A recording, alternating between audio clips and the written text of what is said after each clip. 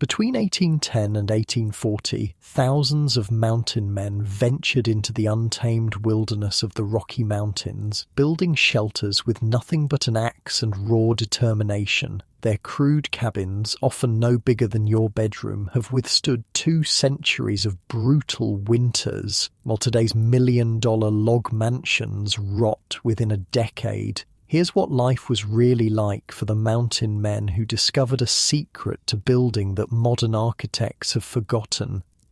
Before we begin tonight's story, if these help you drift off, I'd love if you left a like or subscribed. It helps me know I'm keeping you good company. And if you feel like it, drop a comment with where you're listening from and what time it is where you are. It's nice to think of some of you settling in for the night while others might be winding down your afternoon.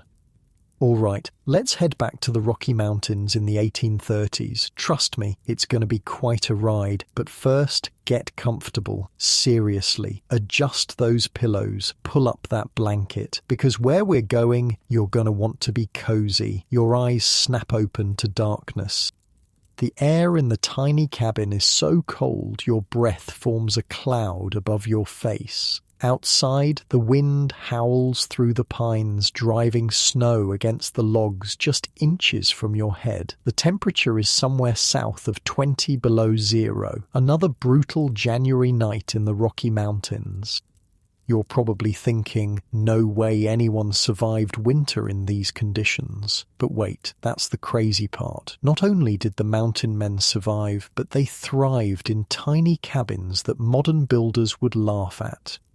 You untangle yourself from the buffalo robe that's kept you from freezing solid through the night. Unlike your plush duvet right now, this heavy, hairy mass smells like, well, exactly what it is. A dead buffalo that's been scraped, stretched and smoke-tanned. But damn if it isn't warm. Your bare feet hit the dirt floor and you wince, not because it's cold, though it is, but because the ground is actually warmer than you expected, and this is your first clue to the forgotten genius of the mountain man's cabin. Hang on, I can hear you thinking, a dirt floor that isn't freezing in sub-zero temperatures? That doesn't make sense. Welcome to the Trapper's Tilt, a structure so brilliantly designed for survival that it'll make your modern, centrally heated house seem fragile by comparison. The cabin is tiny, 90 square feet, about the size of a modern bathroom. In the dim light filtering through the single oiled paper window, you can see the entire space. There's a small fire pit in the center with smoke lazily rising toward a hole in the roof. Your bedding area takes up one corner. A few steel traps hang from pegs on the wall. Dried meat dangles from the rafters. That's it. That's the whole place. You know what's wild about this little box of logs? In 2025, it would still be standing while that fancy timber frame vacation home with the cathedral ceiling and massive stone fireplace would be a rotting mess. I'm serious. The cabin you're in right now was built to last centuries, not decades. The mountain man would just laugh and go, "Y'all are building it wrong," and he'd be right. I spent way too long researching how these cabins were constructed, like concerningly long, and what I found blew my mind. These weren't just primitive shelters thrown together by desperate men. They were sophisticated systems that worked with nature instead of fighting against it. Now, get the fire going before you freeze. There's a small pile of kindling next to the fire pit and a larger stack of split logs against one wall. You grab your fire kit, a small leather pouch containing flint, steel, and some char cloth. A few strikes of steel against flint send sparks onto the char cloth. A gentle breath and the cloth begins to glow. You transfer this ember to a nest of dried pine needles, and within moments, you've got flames. The light grows stronger, revealing more details of your surroundings. The log walls aren't squared off like modern cabins. They're round, with the bark still attached in many places, but most shocking is the notching. Modern log homes have these perfect, tight-fitting notches at the bottom of each log. These logs have crude notches chopped into the top. Wait, that can't be right, you think. Wouldn't water collect in those notches and rot the logs? And there it is, the first of the mountain man's secrets that modern builders have forgotten. The enemy wasn't water, it was trapped water. Let me paint you a picture of what's happening in the $1 million log mansion that's currently rotting away in Aspen or Vale. The builder has carefully stripped, shaped and kiln-dried those massive logs. They've meticulously notched them on the bottom, creating perfect joints. Then they've sealed everything with modern chinking, basically cork on steroids. The place is airtight, just like modern building codes demand. But there's a problem. Logs are alive. They expand and contract with humidity and temperature. They absorb moisture from the air, and when that moisture gets trapped inside an airtight seal, well, that's when the black rot starts. Stay with me here, because this is where it gets weird. The mountain man's cabin isn't failing because it's crude. It's succeeding because it's crude. It's breathing. It's a living system.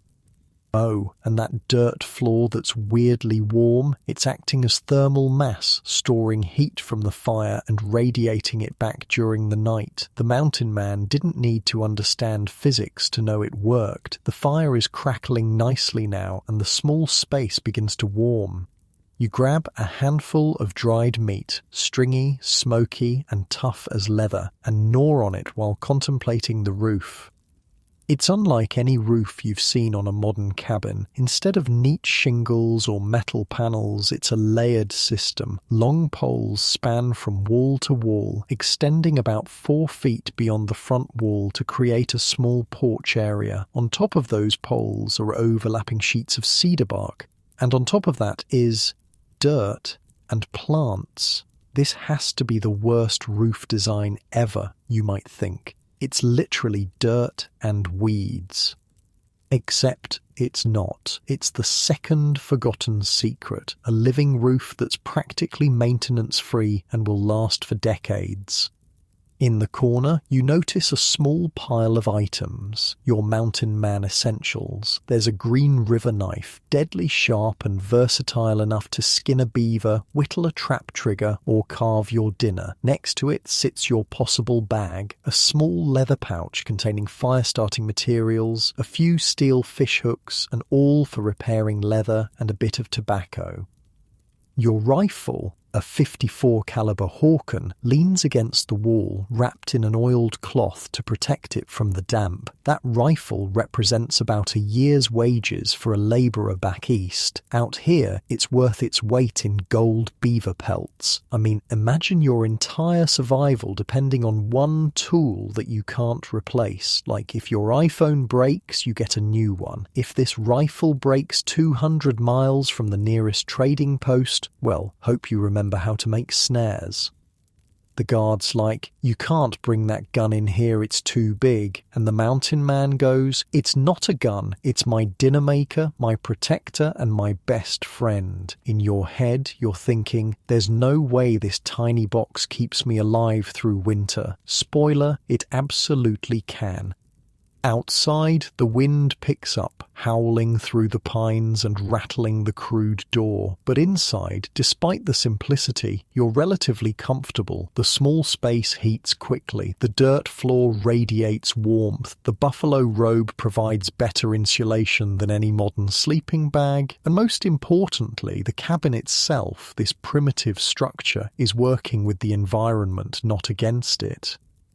What did a half-literate mountain man know that our best architects have forgotten? They understood that a log cabin is not just a house, it's a living organism. Modern log homes fail because they're built like sealed boxes, fighting against nature's forces. The mountain man's cabin succeeds because it's built to breathe, shift, and adapt. It's not static. It's dynamic. It changes with the seasons. It expands and contracts. It lets moisture in, then lets it out again. The fat ends of the logs are all placed toward the front of the cabin, creating a slight upward tilt to the roof. It's not much, just enough to shed water and snow, but it's perfect for the living roof system that keeps you dry. Consider the modern approach. Complicated gable roofs that require precise cutting and fitting. The mountain man's approach? Simple, tilted, effective.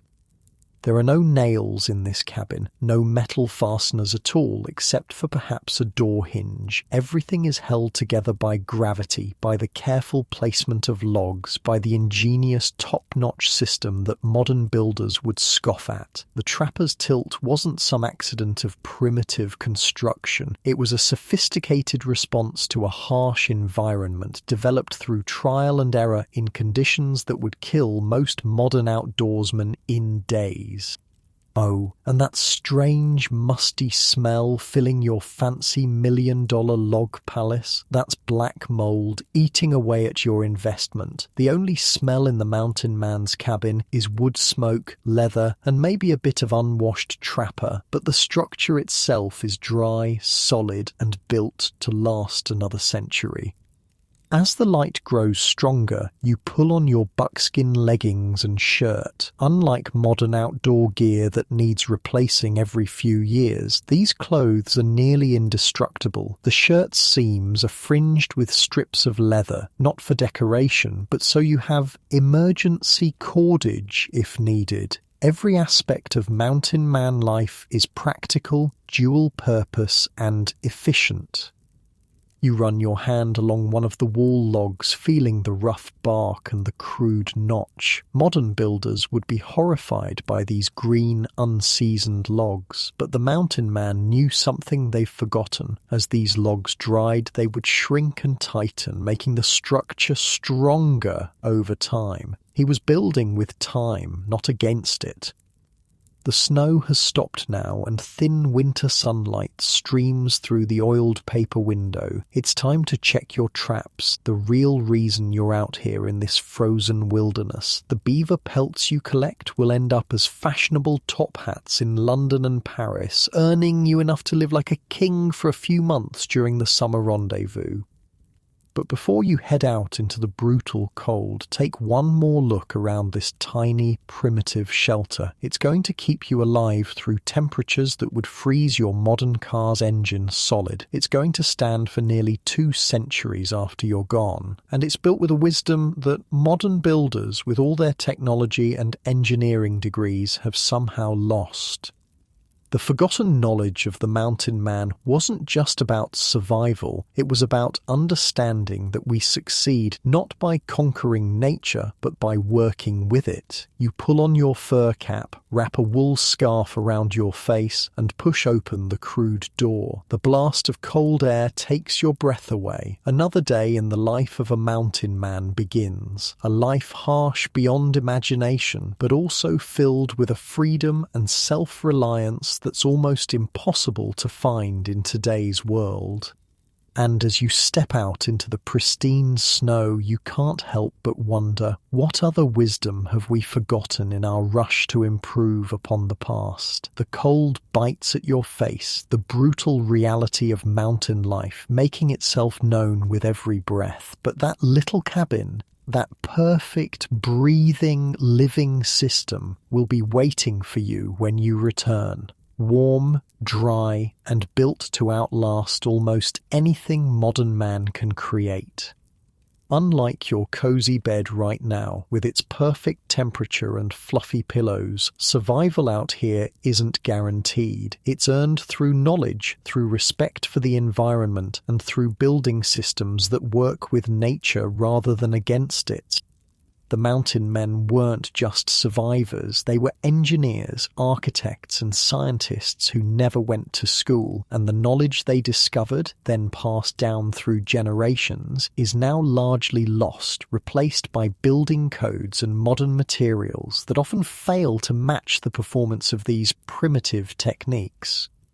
But that knowledge isn't completely gone. It's still there in the remaining trappers' tilts, scattered throughout the Rockies, standing after nearly 2 centuries, silently testifying to the genius of their builders. And now you know the first secret. The cabin is alive. It breathes. It adapts. It works with the forces of nature rather than fighting them. But this living system had vulnerabilities. One mistake in the design, one flaw in the execution, and the entire structure could become a waterlogged death trap. And that's where we'll go next, into the details of exactly how these remarkable shelters were built, starting with the most controversial technique of all, the top notch. The bitter cold bites into your fingers as you work the steel trap. Setting beaver traps in January is a special kind of misery. The water's so cold it burns, numbing your hands within seconds. But the pelts are prime in winter, and prime pelts mean good money at the rendezvous. You've been working this valley for 3 months now, built your tilt in just 5 days back in October, right before the first serious snow. Most folks back east wouldn't believe that. 5 days to build an entire cabin, but that's another piece of forgotten knowledge. Speed wasn't just convenient, it was survival. When you're alone in these mountains, every hour counts. Waste time on fancy joinery or perfect corners, and winter catches you sleeping under pine boughs instead of inside a solid shelter. That's why the top notch was so damn important. Modern builders would have a conniption fit if they saw how you notched these logs. You put the notch where? I can hear them asking now. The thing is, if you ask any respectable log home builder today about notching, they'll talk about saddle notches, dovetail notches, and fancy scribing techniques. They'll tell you the notches must be on the bottom of the log to shed water. They'll say it's a painstaking process that demands skill, precision, and expensive tools. And they're not wrong for their type of construction. But a mountain man would have looked at all that fuss and just laughed. Your hands are nearly useless now, the cold turning your fingers into clumsy sticks. You trigger the trap, set it carefully in the stream where a beaver's path is worn into the bank, and camouflage it with mud and twigs. 1 down, 5 more to go. You think about your cabin while you work. The secret that nobody talks about nowadays is this. The mountain man notched his logs on the top, not the bottom. Heresy, according to modern builders. A notch on top is a water trap, they'd say, a perfect place for moisture to collect and rot to begin. But this assumes you're trying to build a sealed system. The mountain man knew better. He understood the enemy wasn't water, it was trapped water. The whole cabin system was designed to breathe, to allow moisture to escape. The top notch wasn't a mistake or a shortcut. It was a calculated risk, a trade-off for speed and efficiency, and it paid off because it was part of a complete system. Let me walk you through how a mountain man like you would have built that cabin back in 1830. Picture this. It's early October. Winter's coming. You've found a good spot near a stream with plenty of beaver sign. There's a small clearing surrounded by straight lodgepole pines. Perfect building material. First, you'd find 2 fallen logs for your sill logs, the foundation. If none were available, you'd chop down 2 trees, no concrete pad, no gravel base, nothing fancy, just 2 logs laid directly on the ground or half buried in the earth for stability. Wait, directly on the ground. Without a foundation, modern builders would be horrified. That'll rot within a year, they'd protest. Except it doesn't, because those sill logs were usually cedar or another naturally rot-resistant wood, and because the whole system was designed to breathe and adapt. Next, you'd cut enough logs for your walls. For a standard 10x9 foot trapper's tilt, that's about 40-50 logs, depending on their diameter. Using just an axe, a good Green River trade axe weighing about 3 pounds, you could fell a 30-foot pine in under 20 minutes. Hang on, you might be thinking. Wouldn't those logs need to dry and cure for months before building? Nope. And that's the next piece of forgotten knowledge. Mountain men used green, unseasoned logs, often with the bark still on. Modern builders would consider this amateur hour. Green logs will shrink, warp, and crack as they dry, they'd warn. And they're right. The logs do shrink and settle as they dry, but that's not a bug. It's a feature. The mountain man knew that as green logs dried, they'd shrink and settle, actually tightening the structure over time. He wasn't fighting this natural process. He was using it to his advantage. Your second trap is set now, the cold making every movement painful. 4 more to go. Your thoughts drift back to how quickly that cabin came together. The most ingenious part was the top-notching technique. It allowed you to log up with incredible speed. A skilled woodsman, and after a season in the mountains, you became very skilled, could chop a notch in a green cedar log in just 3 minutes. 3 minutes. Let that sink in. You could set an entire log in place in about 12 minutes. The whole cabin could be walled up in a matter of days, not weeks. The process was brutally simple. Mark the width of the notch on the top of the log. With a sharp axe, chop a notch halfway through. Sometimes drive a long nail or wooden peg through the notch into the log below as a temporary clamp. Cut the notch on the other side, then roll the top log into place. No measuring, no scribing, no complex joinery. Just a man, an axe, and a deep understanding of wood. Modern log home construction is like building a piece of furniture, precise, measured, deliberate. Mountain man construction was more like carving a tool in an emergency, fast, functional, good enough. The cold is really setting in now. The sun hides behind grey clouds, and your breath hangs in the air like smoke. As you move to your third trap site, you realise your feet are going numb too. Winter in the Rockies doesn't just kill the careless, it erases them completely. That speed of construction wasn't a shortcut or a compromise, it was survival. Building a trapper's tilt was a race against time. A man alone in the wilderness didn't have weeks to spend scribing and fitting logs. He needed shelter, and he needed it now. The walls go up fast using top notching, but what about the roof? That's where things get even more interesting. Modern cabin roofs involve trusses, rafters, sheathing, felt paper, and shingles. It's complicated carpentry requiring specialized tools. The mountain man's approach, simpler and arguably more effective for his environment. Remember how all the fat ends of the logs are placed toward the front of the cabin. This naturally creates a slight upward tilt from back to front. It's not much, maybe a 15 to 20 degree slope, but it's enough to shed rain and snow. That slight angle is perfect for the simplest roof design, the shed roof. No complex gable ends, no tricky corners, just a single slope from front to back or back to front. Your third trap is now set, half your day's work done. The skin on your fingers is cracking from repeated exposure to the icy water. You'll pay for this work tonight with aching joints and burning skin, but beaver pelts are worth $6 each at Rendezvous, a small fortune when you can collect 200-300 over a season. You think about the finished cabin as you work. After the walls were up, the roof went on with similar speed. First, a layer of long, slender poles, usually tamarack or lodgepole pine, laid across the top of the walls. These poles extended about 4 feet over the front, creating a small porch area that kept snow away from the entrance. Then sheets of cedar bark were laid over the poles, overlapping like shingles. The bark was peeled in late spring when the sap was running, and it came off the trees in large, flexible sheets. It formed a natural waterproof membrane, and it was free for the taking.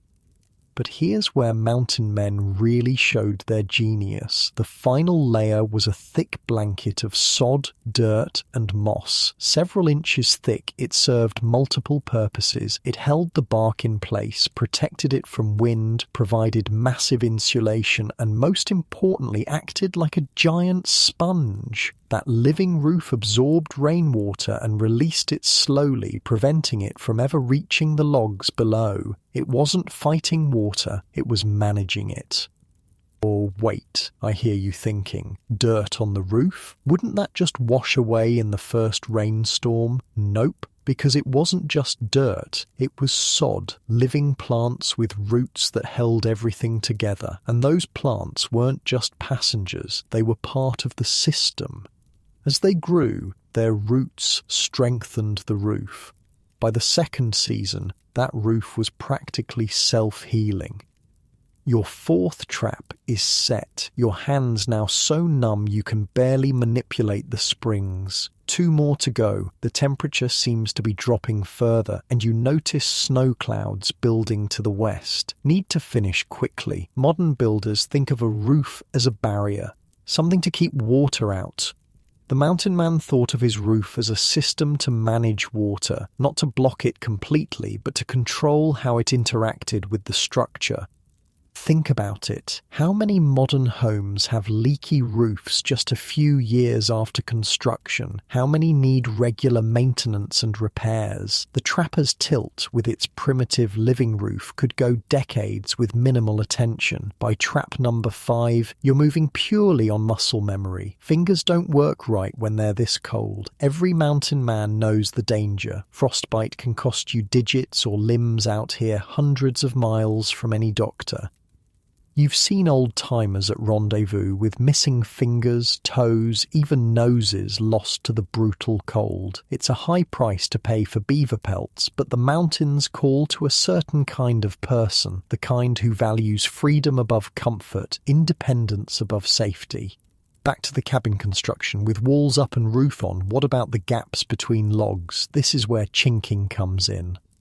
Modern chinking is basically specialized cork, a flexible synthetic compound that seals gaps completely. The mountain man's chinking, a mixture of clay, sand, and dried grass, sometimes with lime or animal hair mixed in for strength. Again, modern builders would scoff.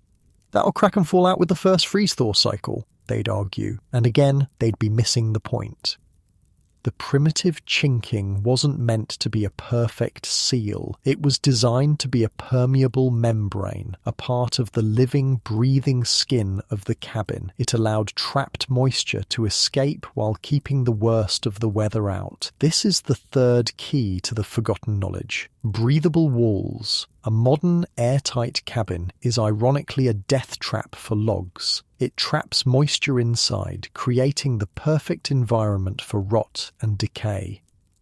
Your final trap is set as the first snowflakes begin to fall. Perfect timing. You head back toward your cabin, body aching, hands and feet throbbing as blood begins to return to your extremities. This life isn't for everyone. It's brutal, lonely, and unforgiving, but there's something pure about it too. No boss breathing down your neck, no social obligations, no keeping up with the Joneses, just you, your skills, and nature, sometimes working with you, often working against you.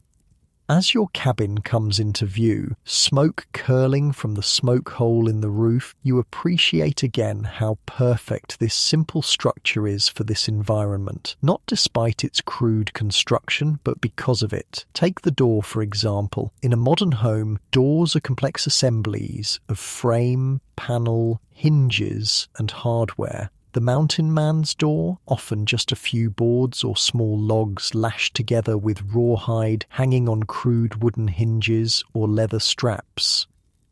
Sounds drafty, you might think, and it was, but that was addressed with a buffalo robe hung on the inside during the coldest months. The robe could be adjusted based on weather and need for ventilation. Actually, here's something the old-timer who taught you cabin building said: "A cabin that don't breathe is like a man who can't breathe, dead before its time. You push open the crude door, grateful to be out of the wind. The interior is cool but not freezing. The dirt floor has retained heat from this morning's fire. Another aspect of the living system. A modern concrete pad would be ice cold. This natural earth acts as thermal mass, storing and slowly releasing heat. You add wood to the fire, build it up to a good blaze. Your fingers ache as they warm, the pain of circulation returning worse than the cold itself. That's the price you pay for walking this path. Freedom isn't free, not even in these mountains. Looking around your small shelter, you see nothing that would impress a modern person. No fancy fixtures, no decorative touches, just function, survival, efficiency. But there's beauty in that simplicity, a harmony with the environment that modern construction has largely lost. You hang your wet mittens near the fire and set your wet moccasins nearby to dry. Moisture management isn't just about the cabin, it's about everything in mountain life. Wet equals dead when temperatures drop far below freezing. Outside, the snow is falling harder now. Another storm moving in. But you're not worried. This small shelter, built with techniques now mostly forgotten, will keep you alive through whatever the mountains throw at you.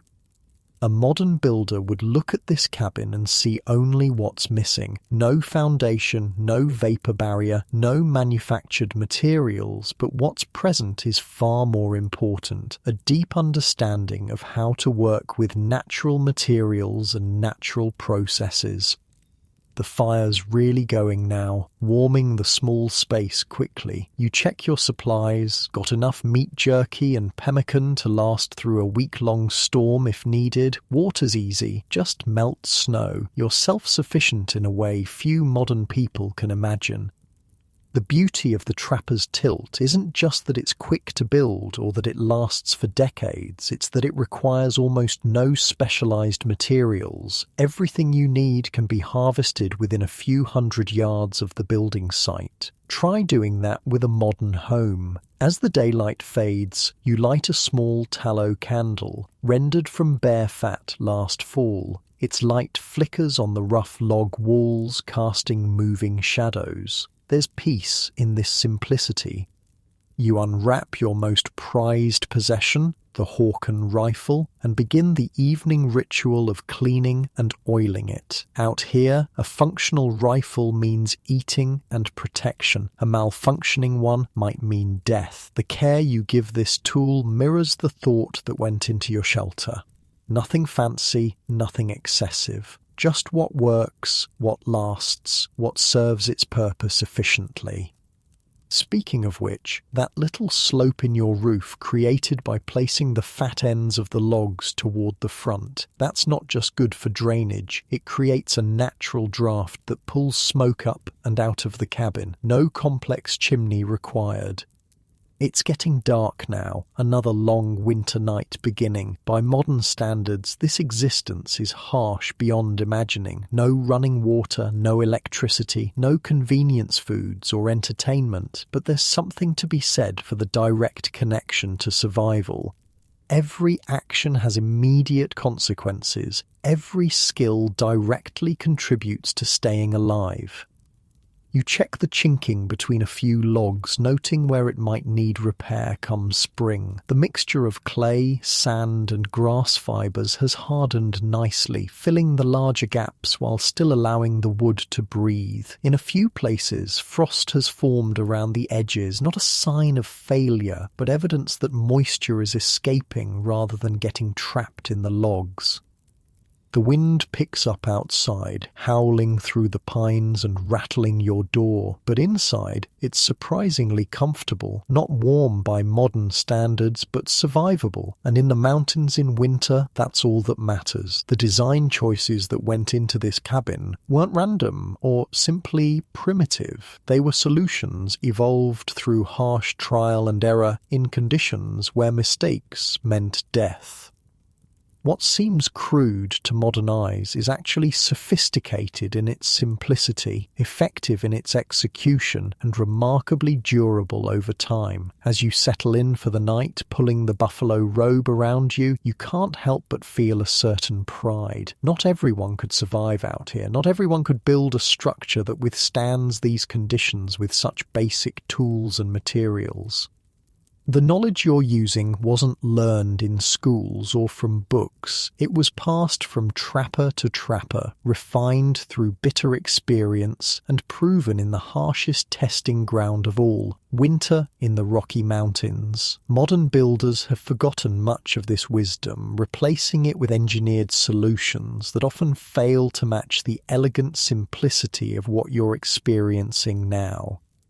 The top notch, the green logs, the living roof, the breathable chinking, the slight tilt to the walls, each element alone might seem primitive or flawed. Together, they form a living system that works with nature rather than against it. As your eyes grow heavy, the fire burning down to coals, you drift towards sleep, knowing that while this life is hard, you've mastered something profound, the ability to create shelter that truly belongs in this landscape, built with the mountain's own materials, designed to move and breathe with the seasons. And that knowledge, the forgotten wisdom of the mountain man, has kept you alive for another day in one of the most unforgiving environments on Earth. Morning arrives with brutal clarity in the mountains. No gentle dawn here, just sudden knife-edge cold and blinding light reflecting off fresh snow. You push aside the buffalo robe and face another day of survival. Last night's storm dumped nearly a foot of fresh powder. Your traps are buried somewhere beneath it. Finding them will consume most of the day, but first you need to check on something even more important: your roof.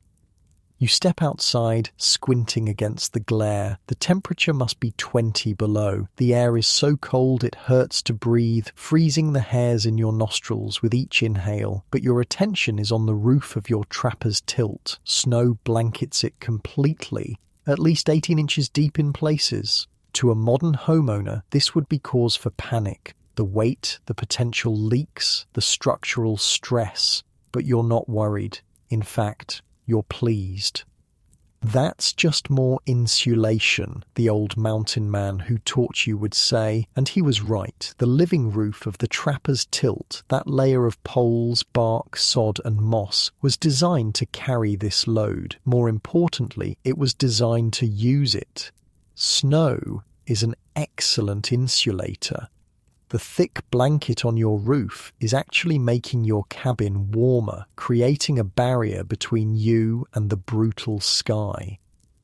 I once asked a cabin restoration expert about these roofs. They seem primitive, he told me, until you realize they're actually more advanced than what we typically build today. See, a modern roof is primarily a water barrier. A mountain man's roof was a complete environmental management system. The design wasn't just about keeping precipitation out, it was about thermal regulation, moisture control, fire resistance, and durability with minimal maintenance. Let's take a closer look at this forgotten technology. Picture the layers. First, those long, slender poles, usually tamarack or lodgepole pine, laid side by side across the top of the walls. They weren't uniform or perfectly straight. They didn't need to be. They just needed to create a framework strong enough to support the next layers. One mountain man's diary entry from 1832 reads, "Spent the day cutting poles for the roof. Found a stand of young tamarack that will serve admirably. A man could do worse than tamarack, strong for its weight and resists rot better than most." Over these poles went sheets of cedar bark, overlapping like shingles. This wasn't the rigid, brittle bark you might imagine. When harvested in late spring, when the sap is running, cedar bark comes off in large, flexible sheets. It's naturally water-resistant and surprisingly durable. The timing was crucial. Try to peel bark in winter and you'll struggle to get anything usable. But in spring, a skilled hand could strip enough bark for an entire cabin roof in just a day.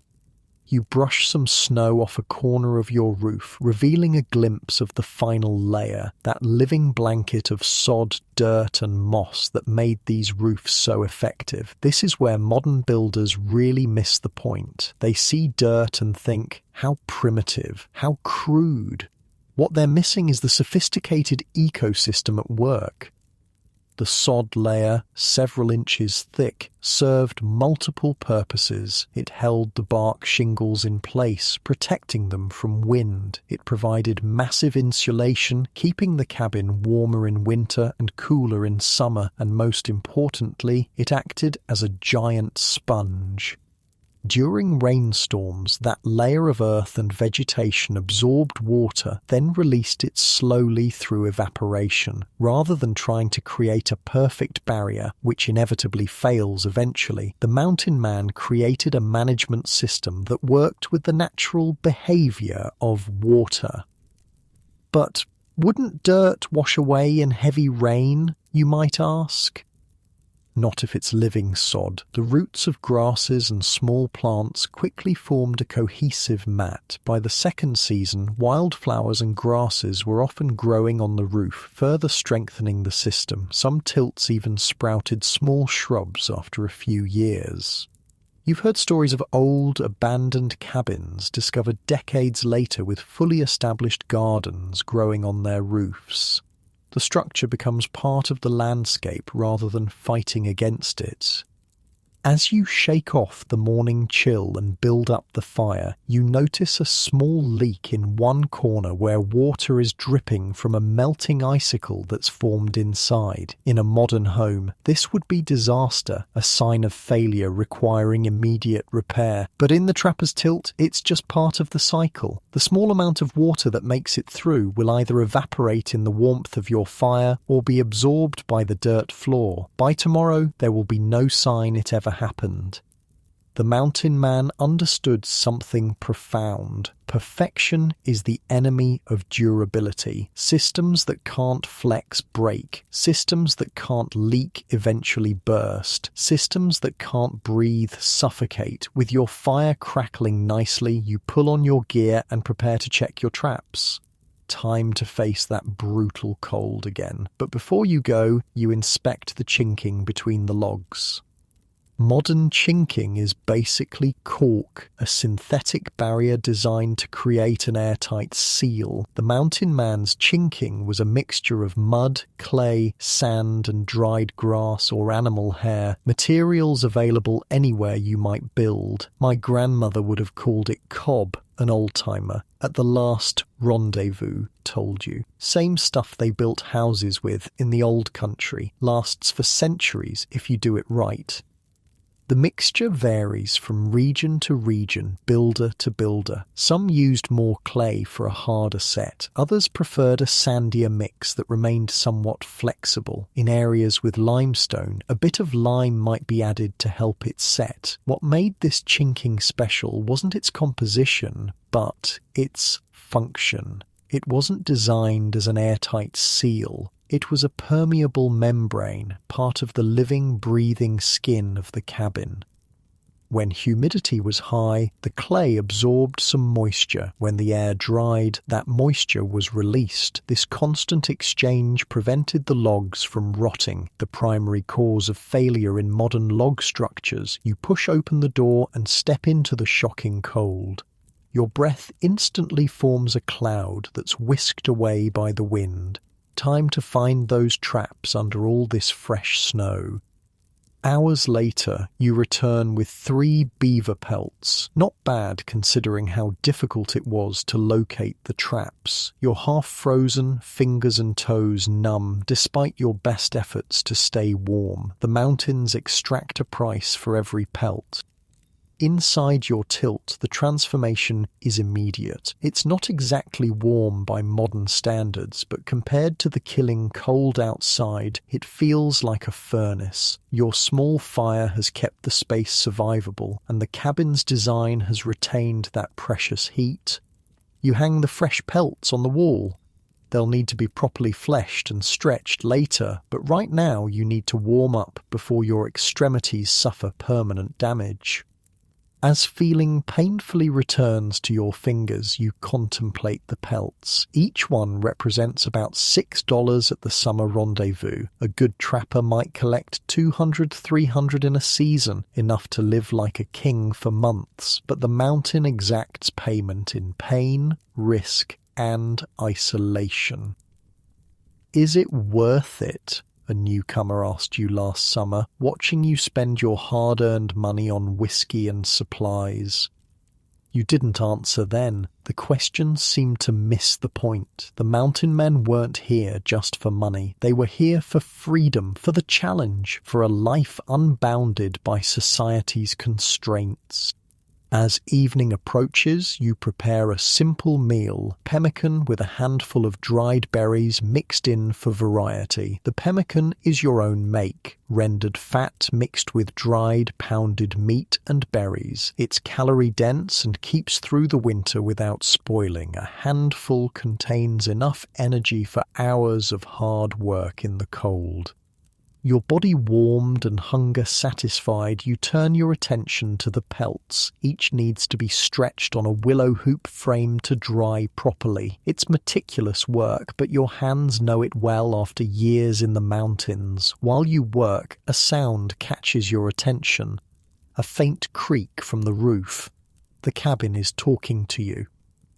Modern buildings are silent, or at least they're supposed to be. Creaks, shifts and groans are seen as flaws, but the trapper's tilt is different. It's alive, responding to temperature changes, snow load, wind pressure. That creak isn't failure, it's adaptation. The living structure is shifting slightly under the weight of snow, finding a new equilibrium. By morning it will have adjusted completely.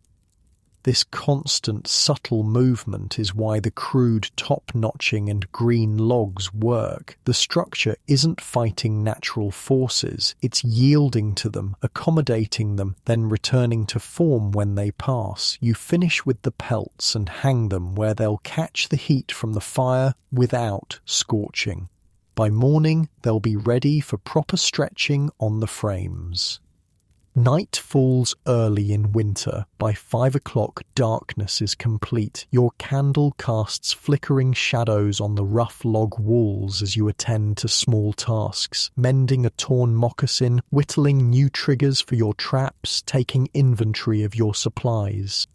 It's during these quiet evening hours that the true value of the trapper's tilt becomes most apparent. Outside, the temperature plummets to 30 below. The wind rises, driving snow through the pine branches with a sound like distant surf. These conditions kill. They kill quickly and without mercy. But inside your crude shelter, life continues, not in comfort by modern standards, but in security. The fire's warmth, the buffalo robe's insulation, the cabin's protection from wind and snow, together they form a bubble of survival in a hostile world. The old mountain man who taught you cabin building had a saying, "The difference between living and dying out here ain't how fancy your shelter is, it's how well it works with what the mountain throws at it." Modern buildings fight the elements. They try to create perfect barriers against heat, cold, moisture, and they fail. Sometimes quickly, sometimes slowly, but inevitably, because nothing man-made can permanently resist nature. The trapper's tilt doesn't fight. It accommodates. It flexes, breathes, adapts. It's built with an understanding that perfection is impossible, so resilience becomes the goal instead. As you prepare for sleep, banking the fire to last through the night, you run your hand along one of the wall logs. Beneath the rough bark, you can almost feel the life still present in the wood. These trees aren't truly dead. They've just been repurposed. Their natural properties, insulation, strength, resilience, continue to serve now as your shelter rather than as living plants. This connection to the natural world is something modern construction has largely lost. We've forgotten that we don't need to conquer nature to survive within it. Sometimes working with its forces is far more effective than working against them. You wrap yourself in the buffalo robe, positioning yourself near the banked coals of the fire. Sleep comes quickly after a day of physical labor in the cold. Your last thought before drifting off is appreciation for this simple shelter, this living system that keeps death at bay in one of Earth's harshest environments. Morning brings new challenges. The temperature has risen slightly, causing the snow on your roof to begin melting. In a modern house, this would mean potential ice dams, leaks, structural damage. For your trapper's tilt, it's just another day in the seasonal cycle. As the snow melts, water percolates through the sod layer, where much of it is absorbed. Some makes its way to the bark layer, where it either runs off or is directed to the edges by the slight slope of the roof. A small amount might find its way through, creating minor drips inside, but the dirt floor simply absorbs this moisture, completing the cycle. After a breakfast of jerky and coffee, real coffee is a luxury in the mountains, saved for the coldest mornings when you need the boost. You head out to check your traps again. The day brings mixed results. 2 beavers, but one was partially eaten by a wolverine before you arrived. The mountains give and take with equal indifference.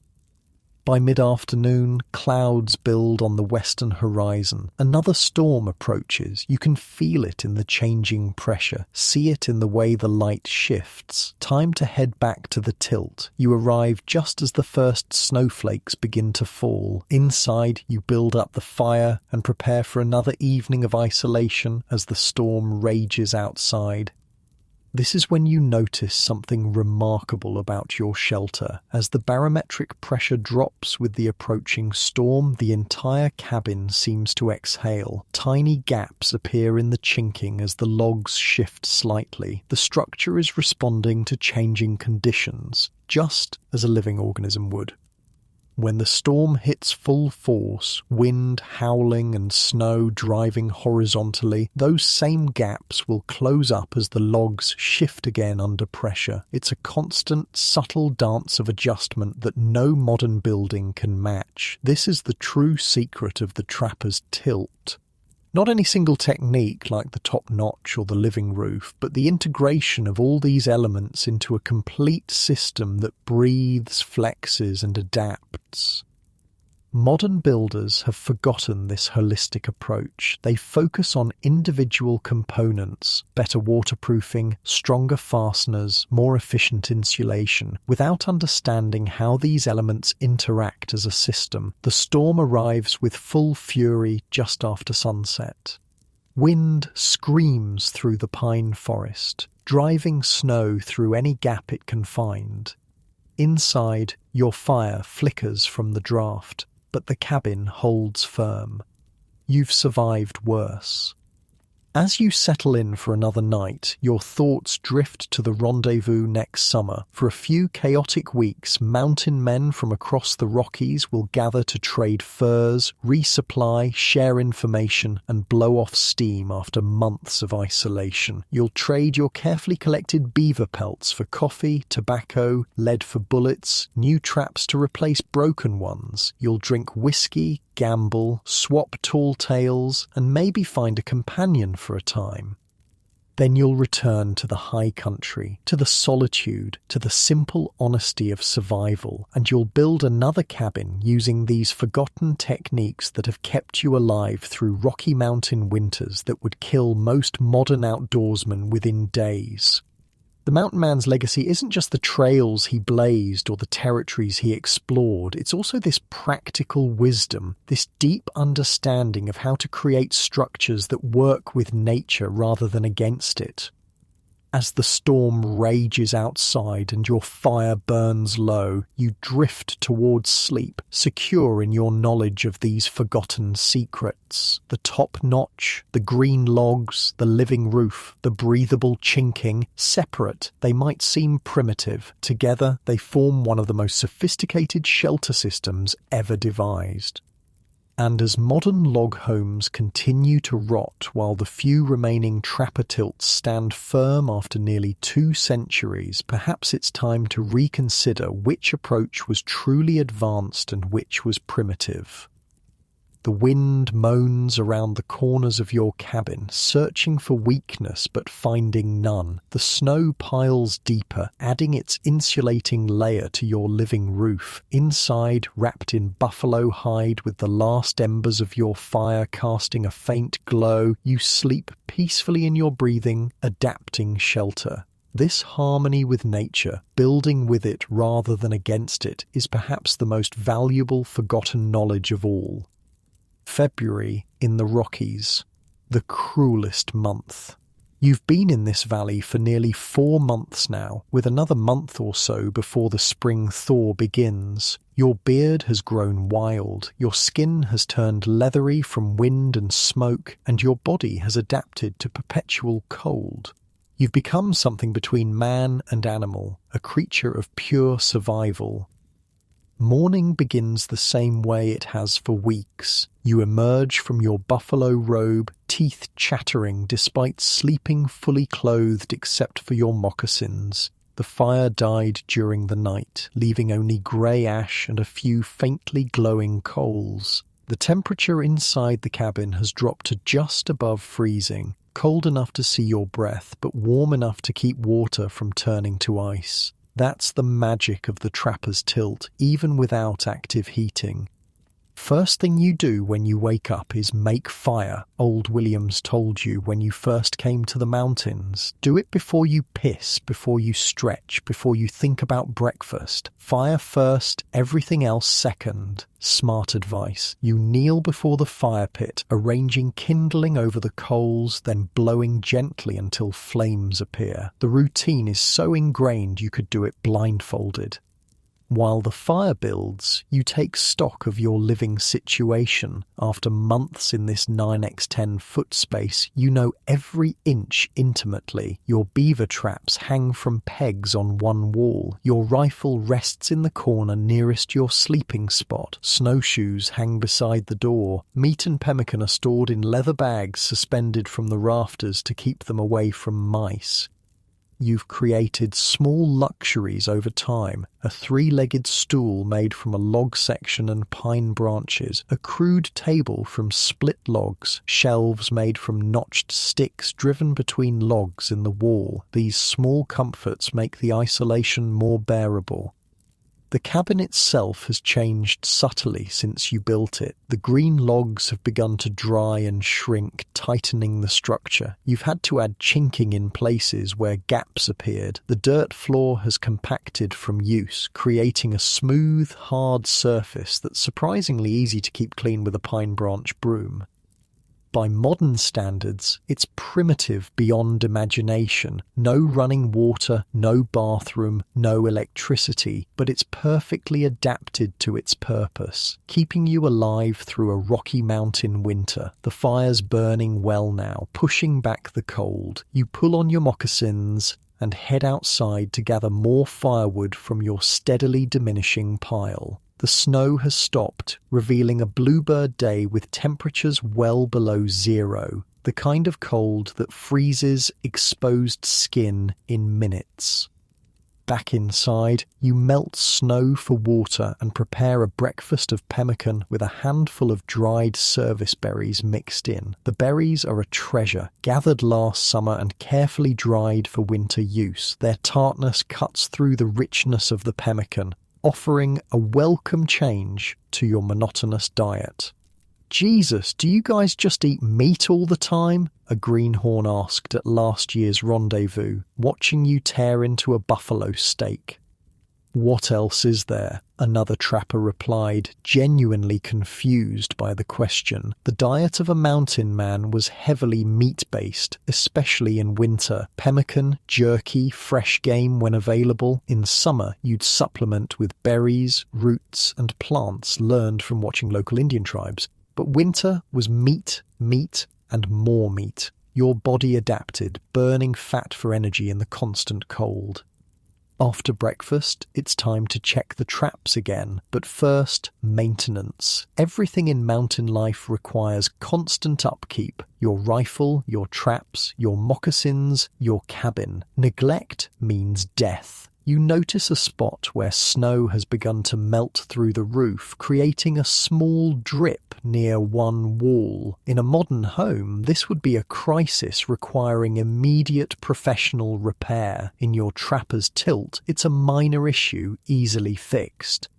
You climb onto the table and reach up to the spot where water is coming through. The bark layer has shifted slightly, creating a small gap. You grab a handful of the moss and grass mixture that's part of your chinking material, kept in a corner for repairs, and stuff it into the gap from below.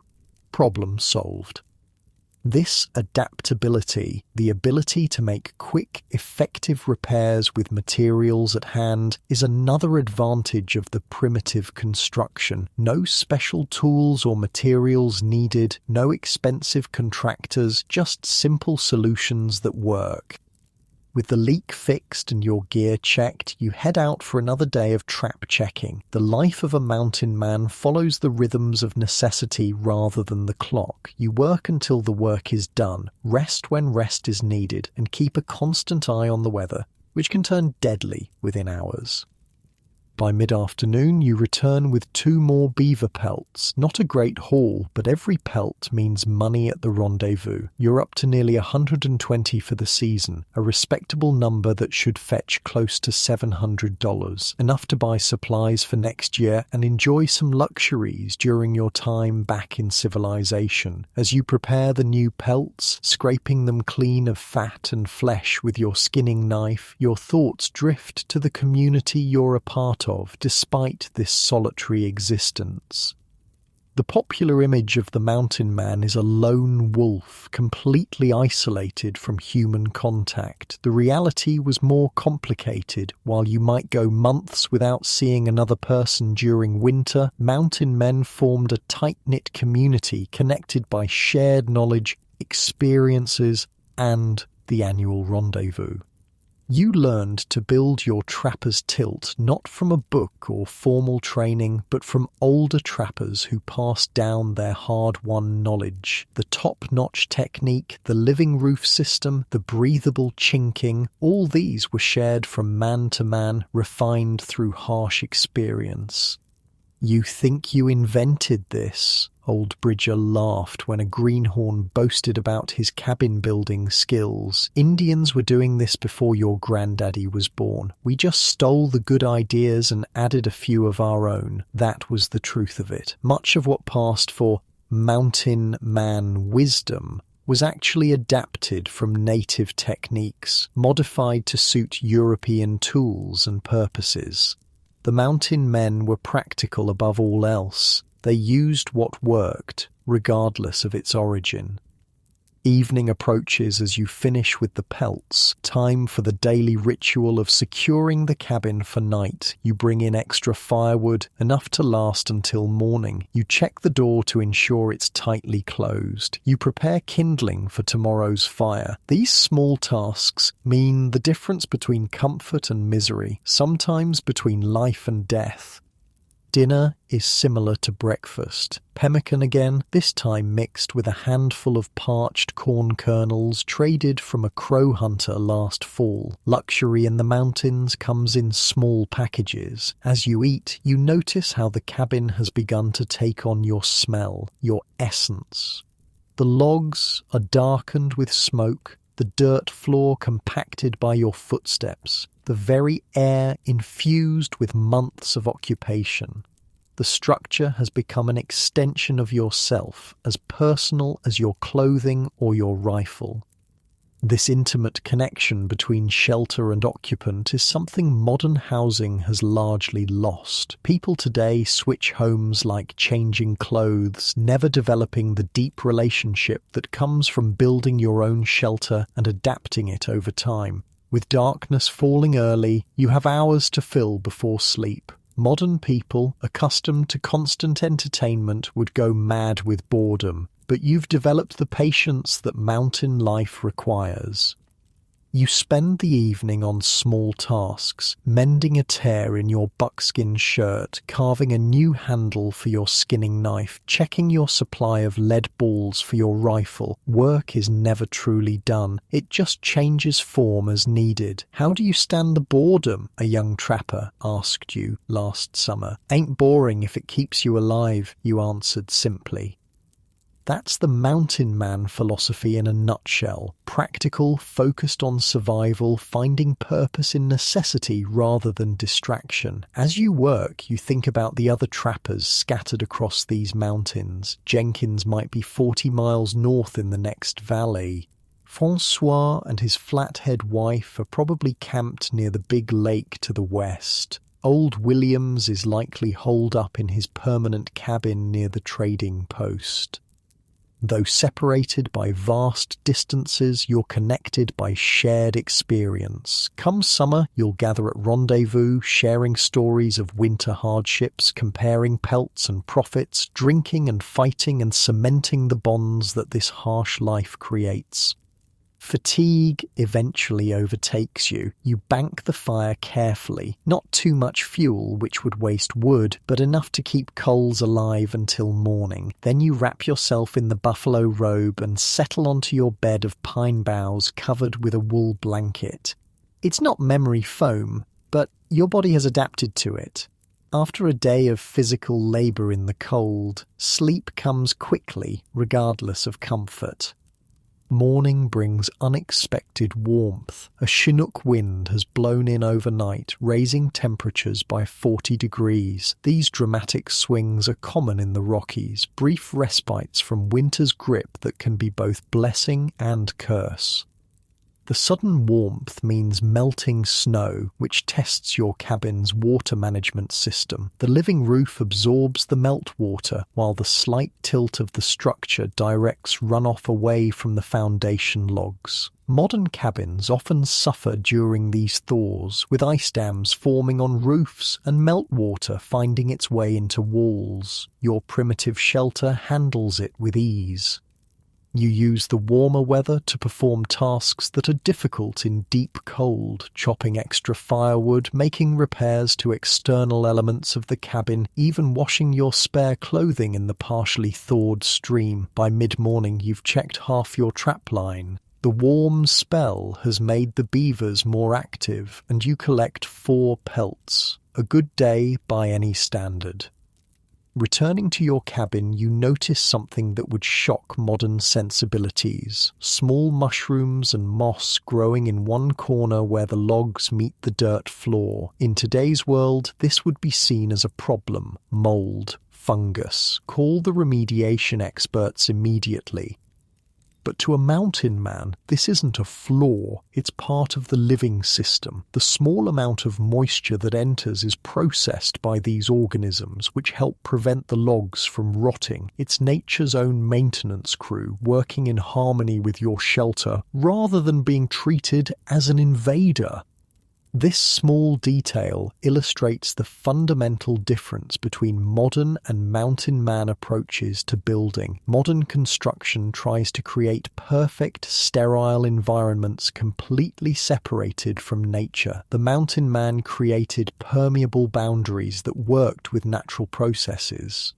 The warm spell lasts 3 days before winter reasserts its dominance.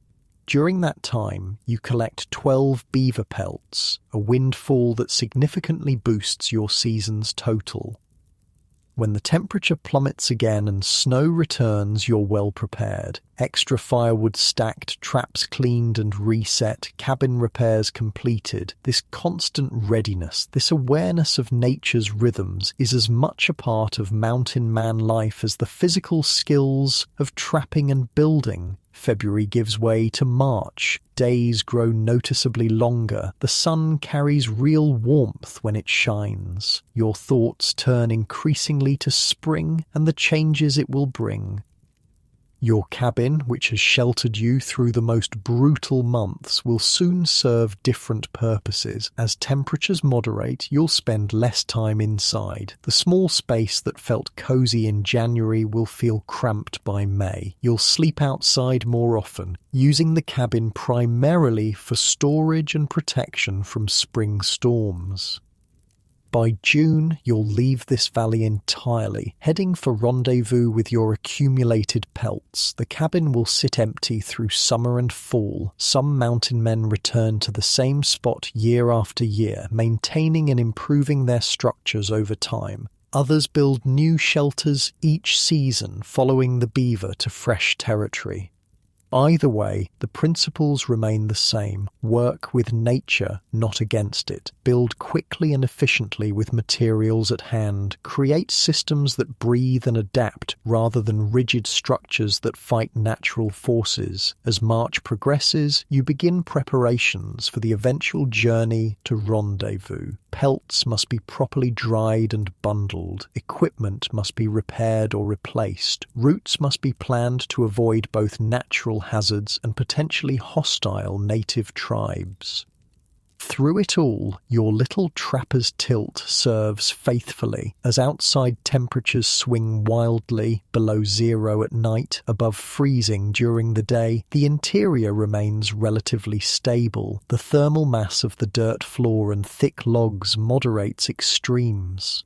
The breathable construction prevents condensation from becoming a problem. The living roof adjusts to changing conditions. One particularly warm afternoon, you sit outside on a log, enjoying rare sunshine and taking stock of your winter. Survival itself is an accomplishment in this environment. The pelts you've collected represent not just profit, but proof of skill and endurance. You look at your crude cabin with a sense of pride. No architect designed it, no contractor built it. It came from your own hands, guided by knowledge passed down through generations of mountain men before you, who learned from native peoples before them. That place won't last 5 years, a company man told you when he passed through last fall, eyeing your trapper's tilt with contempt. You just smiled. You've seen abandoned cabins built this way that were still standing after 30 years, while the fancy trading post had to be rebuilt twice in the same period due to rot and structural failure. The knowledge embedded in these simple structures represents something profound. Generations of trial and error in one of Earth's harshest environments, distilled into practical techniques that work with natural forces rather than against them. As April arrives, bringing real spring to the lower elevations, you begin the process of closing down your winter camp. Traps are collected and cleaned for storage. Remaining food supplies are consumed or packed for the journey. The cabin itself requires little preparation. It's designed to weather vacancy as easily as occupation. You'll leave the door slightly ajar when you go. This seems counterintuitive, but it allows air circulation that prevents mustiness and rot. The rain that might enter does no harm to the dirt floor. By next fall, any small creatures that take temporary shelter will be long gone.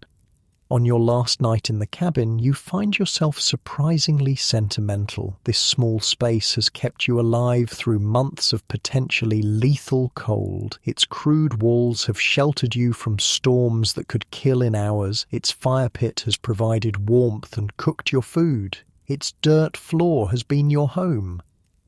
Modern people rarely develop such connection to their shelters. They live in spaces designed and built by others, using systems they don't understand, surrounded by materials whose properties and origins are mysteries. The mountain man built his own shelter from materials he gathered himself, understanding every aspect of its function through direct experience. There's something profound in that connection, a relationship with shelter that modern construction has largely lost. The trapper's tilt wasn't just a building, it was an extension of the man who built it, a physical manifestation of his understanding of the environment. As you drift towards sleep on your final night, you run your hand along the rough log wall beside your bed. The wood is warm to the touch, alive in its way, still breathing and adapting months after being cut from the forest. Tomorrow you'll pack your furs and supplies on your horses and head toward Rendezvous, leaving this little structure to face the changing seasons alone. But unlike modern buildings that deteriorate during vacancy, your trapper's tilt will likely be in better condition when you return. The logs further seasoned, the chinking more settled, the whole system more harmonized with its environment. That's the final secret of the mountain man's approach to building, structures that improve with time rather than degrading, that work with natural processes rather than fighting them. Morning brings clear skies and mild temperatures, perfect weather for beginning the long journey to Rendezvous. You pack efficiently. The habits of mountain life don't allow for excess or waste. With your furs carefully bundled and your few possessions packed, you take a final look around the cabin that has been your home through the brutal Rocky Mountain winter. In its crude simplicity, it represents a sophistication that modern construction has largely forgotten. The wisdom of building in harmony with nature rather than in opposition to it. You close the door behind you, leaving it unlatched so the wind can open it slightly. The trapper's tilt will breathe, adapt, and endure, just as it was designed to do nearly 2 centuries ago, when the mountain men discovered building secrets that our best modern architects have somehow forgotten.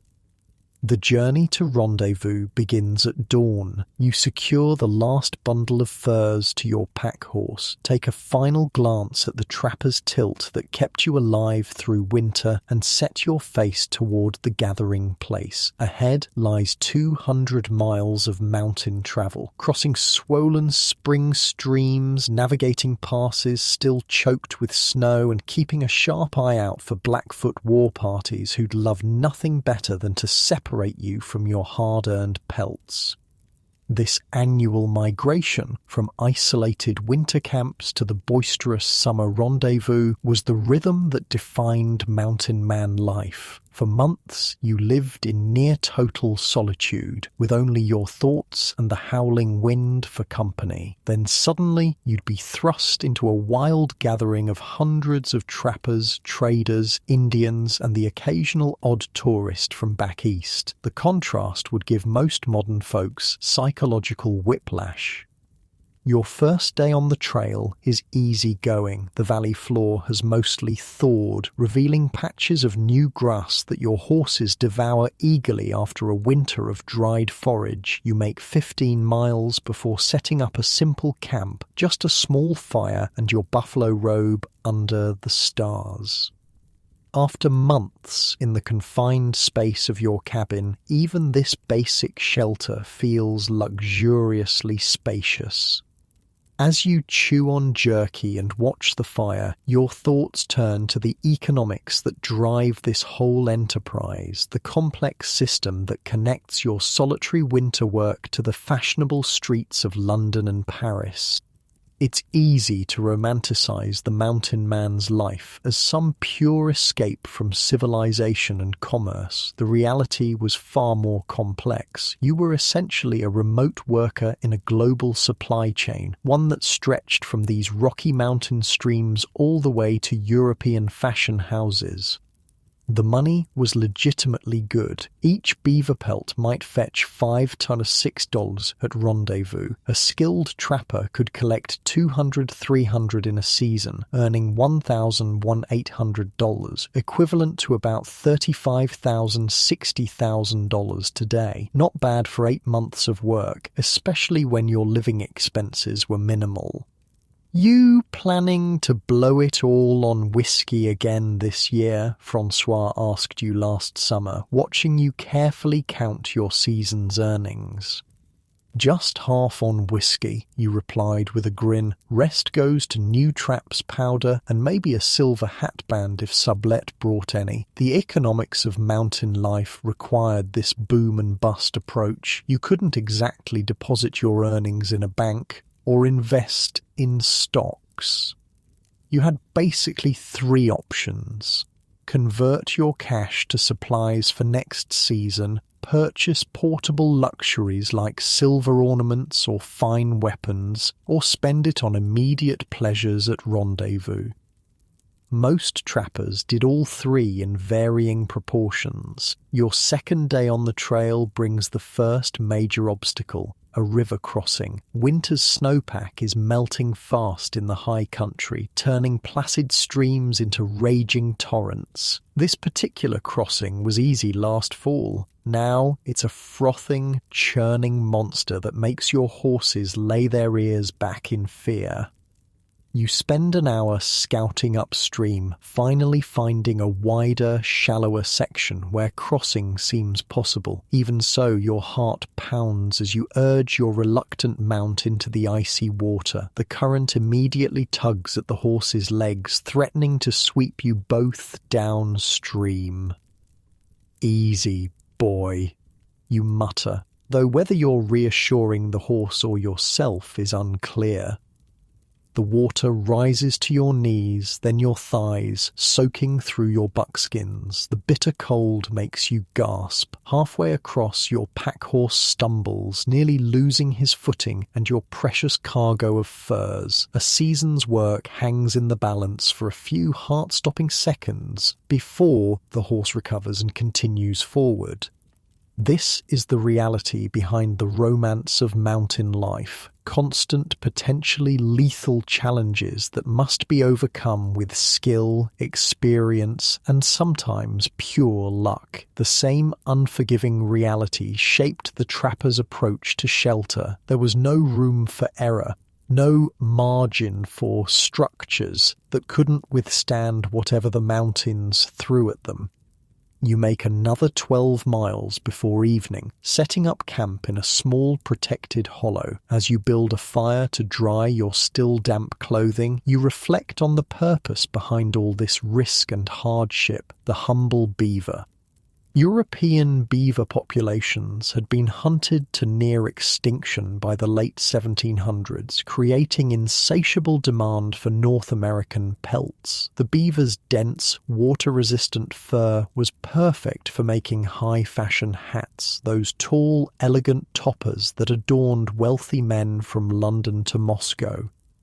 What's wild is that you, living in arguably the most primitive conditions imaginable, were directly connected to the height of European fashion. Your skill at finding beaver ponds in remote valleys, setting traps in precisely the right locations, and properly preparing the pelts directly affected whether some banker in London or aristocrat in Paris could purchase the latest style of hat.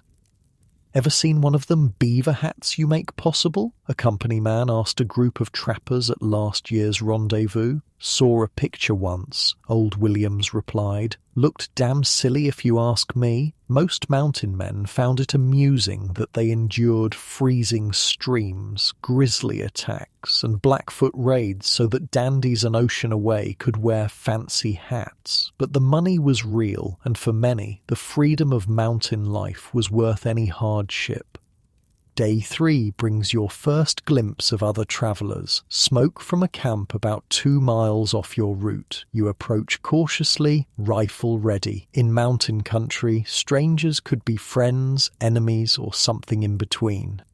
It turns out to be 3 trappers you know vaguely from previous rendezvous. Johnson, a towering Virginian with a missing ear, Baptiste, a French Shoshone half-breed known for his tracking skills, and Cooper, a former school teacher from Pennsylvania who took to mountain life with surprising ease. Well, if it ain't the cabin builder, Johnson calls as you approach. Your reputation for constructing particularly effective winter shelters has apparently spread. Heard you wintered in that new valley past the 3 peaks, Baptiste says as you dismount. Good beaver? Good enough, you reply non-committally, never wise to be too specific about your trapping grounds. How'd that tilt I showed you how to build hold up?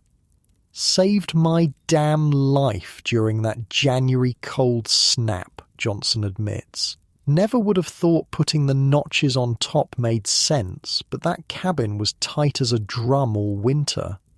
This exchange illustrates another aspect of mountain life, the paradoxical mix of secrecy and knowledge sharing. Trappers guarded their best beaver locations jealously, but freely shared survival techniques like cabin building methods. A man might withhold information that could make you rich, but would readily teach skills that could keep you alive. You share their fire and food for the night, exchanging news and rumours. 3 crow hunters killed by Blackfoot near the Big Bend. Company bringing new trade goods this year, including actual glass windows for those building permanent cabins. A new settlement growing near the eastern passes, bringing more tourists and curiosity seekers to rendezvous. The conversation eventually turns to shelters, with each man describing his winter accommodations and any innovations they've developed. Added a sort of shelf above the fire, Cooper explains, sketching in the dirt with a stick. Hot air rises and gets trapped there, kept extra furs on it to dry and had a warmer sleeping spot. Been experimenting with that mixture the flatheads use for chinking, Baptiste adds. Clay, grass, and some kind of root they pound to powder. Sets hard but still breathes. Best I've ever used. This constant refinement, this sharing of techniques and innovations was how the trapper's shelter evolved. Despite having no formal documentation or training, it was practical knowledge passed man to man, tested against the harshest conditions imaginable.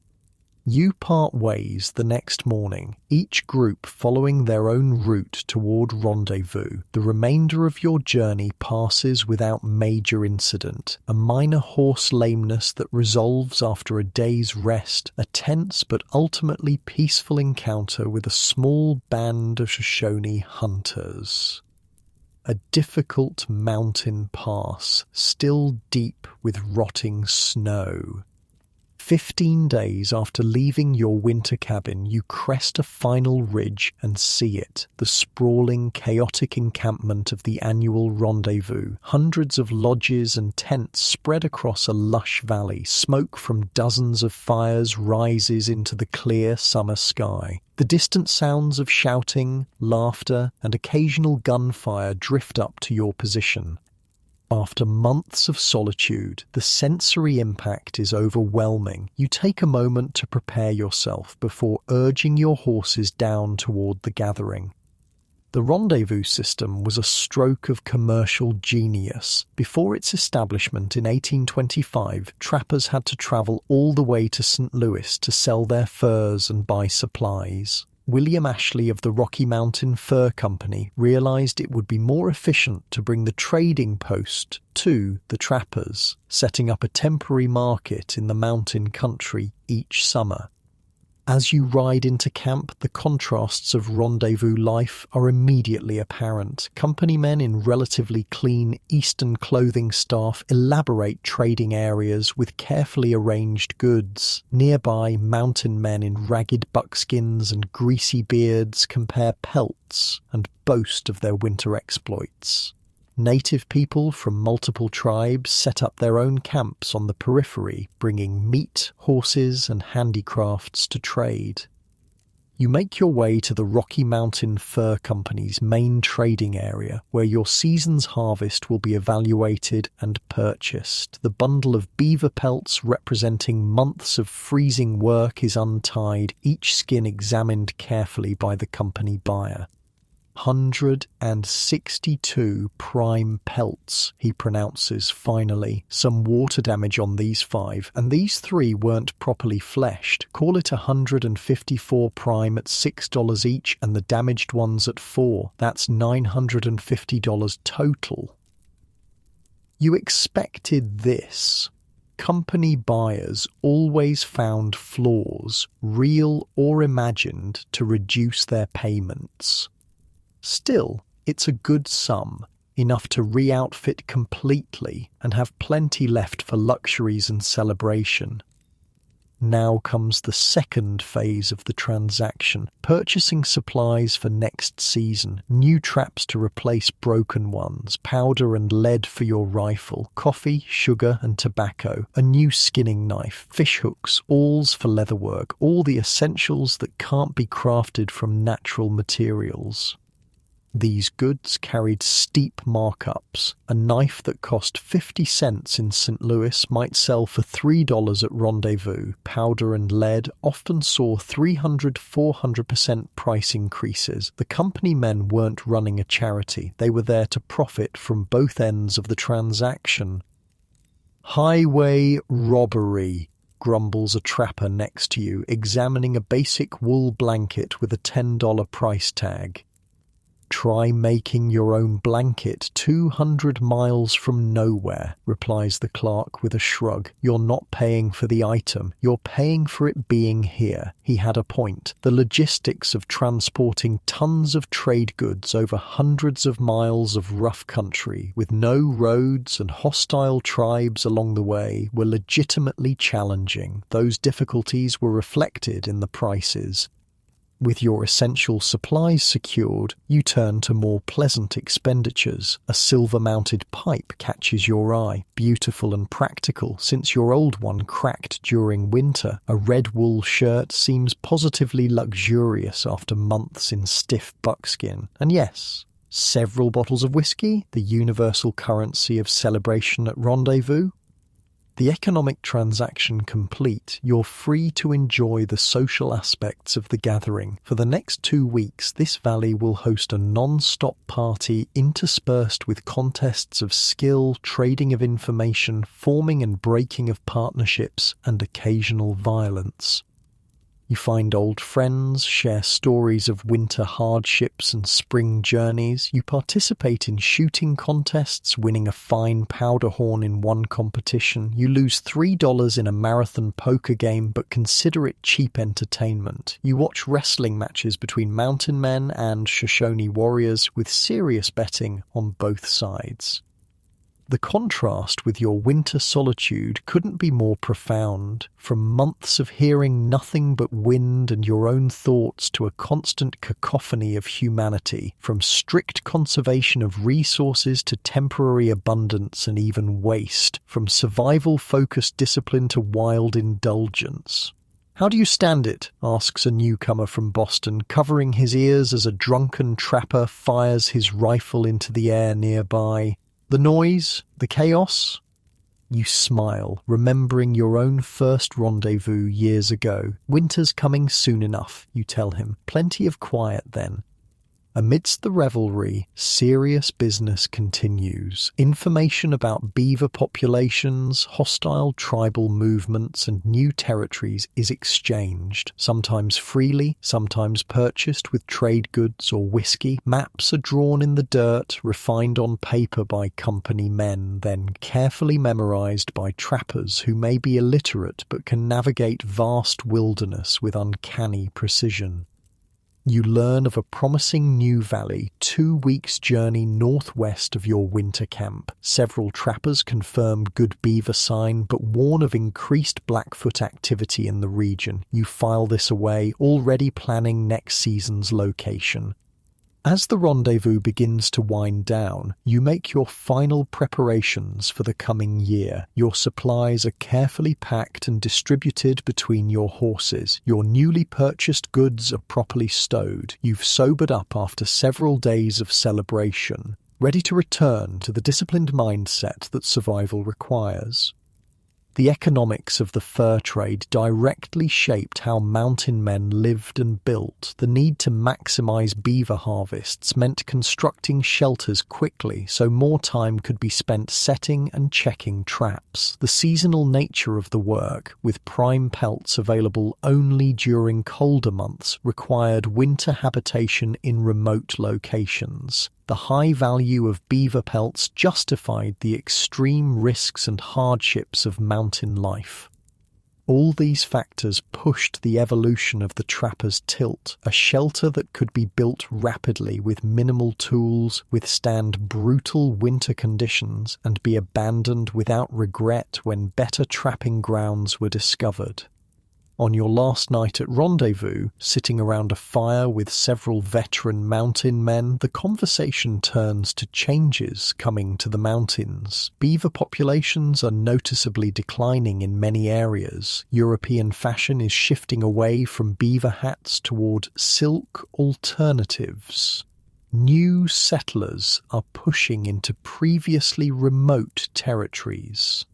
"This life won't last forever," observes Williams, who's been trapping longer than anyone present.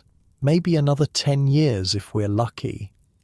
He was right, though none of you fully realized it then. The golden age of the mountain man would end by the 1840s, victim of changing fashion, overtrapping, and westward expansion. Many would become guides for settler wagons or scouts for the US Army. Others would settle into farming or ranching. Some would simply disappear into ever more remote regions, chasing a vanishing way of life. But the knowledge they developed, particularly their building techniques, would persist in various forms. Settlers moving west would adopt aspects of the trapper's tilt for their own first shelters. Native peoples would incorporate European tools into their traditional building methods, creating hybrid structures. The practical wisdom of building with local materials in harmony with natural forces would continue to influence frontier construction long after the fur trade collapsed. As dawn breaks on departure day, you take one last look at the trampled valley that hosted the rendezvous. The great gathering is dispersing, some men heading back to St. Louis with the fur companies, others striking out for new trapping territories, still others joining native bands where they have wives and children.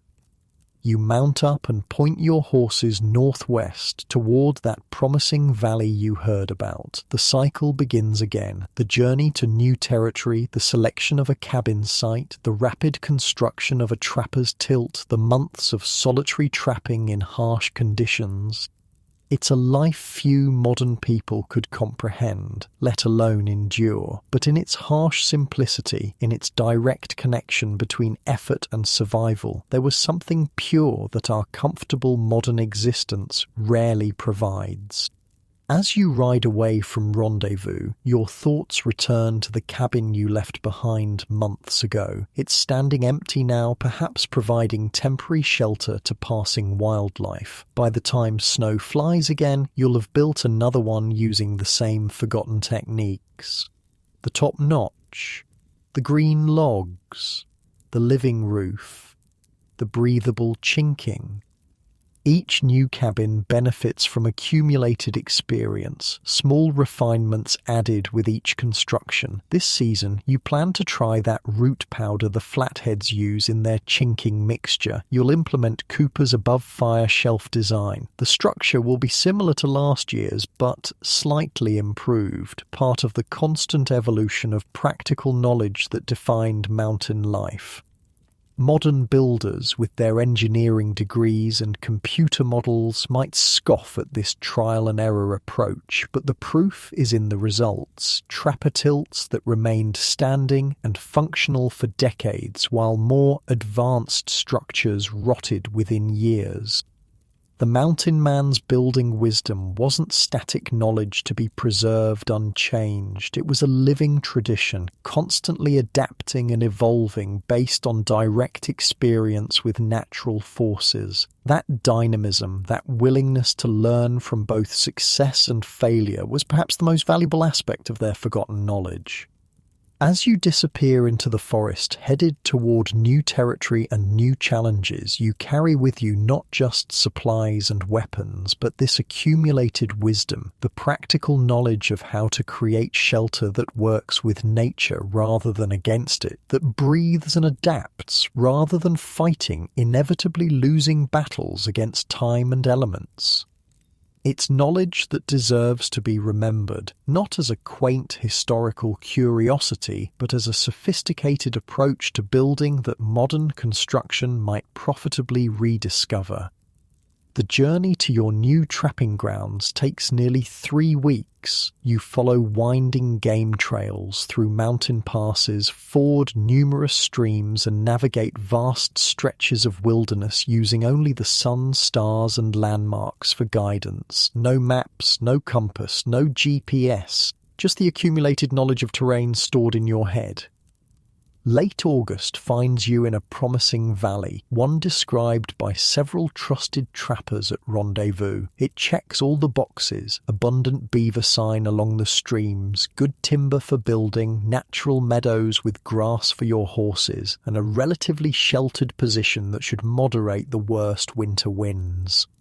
Time to choose a cabin site. This decision is crucial. Get it wrong, and you might face a winter of misery or even death. Modern builders have the luxury of changing their minds. In the mountains, with winter approaching, you get one chance to choose correctly. You spend 2 days exploring the valley, examining potential locations with the careful eye of experience. Each site gets evaluated on multiple factors. Proximity to water. Close enough for convenience, but high enough to avoid spring flooding. Available building materials, good straight trees nearby for logs, clay soil for chinking, solar exposure, a south-facing location to catch winter sun, but with enough tree cover for wind protection. Natural drainage. Slightly elevated ground where snowmelt will flow away from the structure. Security. Good sight lines to spot approaching threats, but not so exposed as to be visible from a distance. On the 3rd day, you find it, a small, relatively flat bench about 30 feet above a stream, nestled against a rocky outcrop that will provide both wind protection and reflected heat. The spot gets good sun from mid-morning through afternoon. Several stands of straight lodgepole pines grow within easy dragging distance. The soil is a perfect mix of clay and sand. Well, this is home for the next 6 months, you tell your horses, who seem singularly unimpressed by your real estate assessment. With the site chosen, you immediately begin preparations. First, you establish a temporary camp, just enough shelter to sleep comfortably while you build a more substantial cabin. Then you start gathering materials.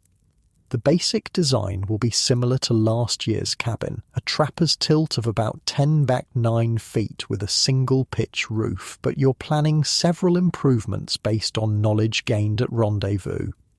You'll try Baptiste's flathead chinking mixture, incorporating a certain root that gets pounded to powder and apparently improves water resistance while maintaining breathability. You'll implement Cooper's above-fire shelf design for additional storage and drying space. And you'll experiment with a slightly steeper roof pitch, which Old Williams swears improves snow shedding without compromising stability.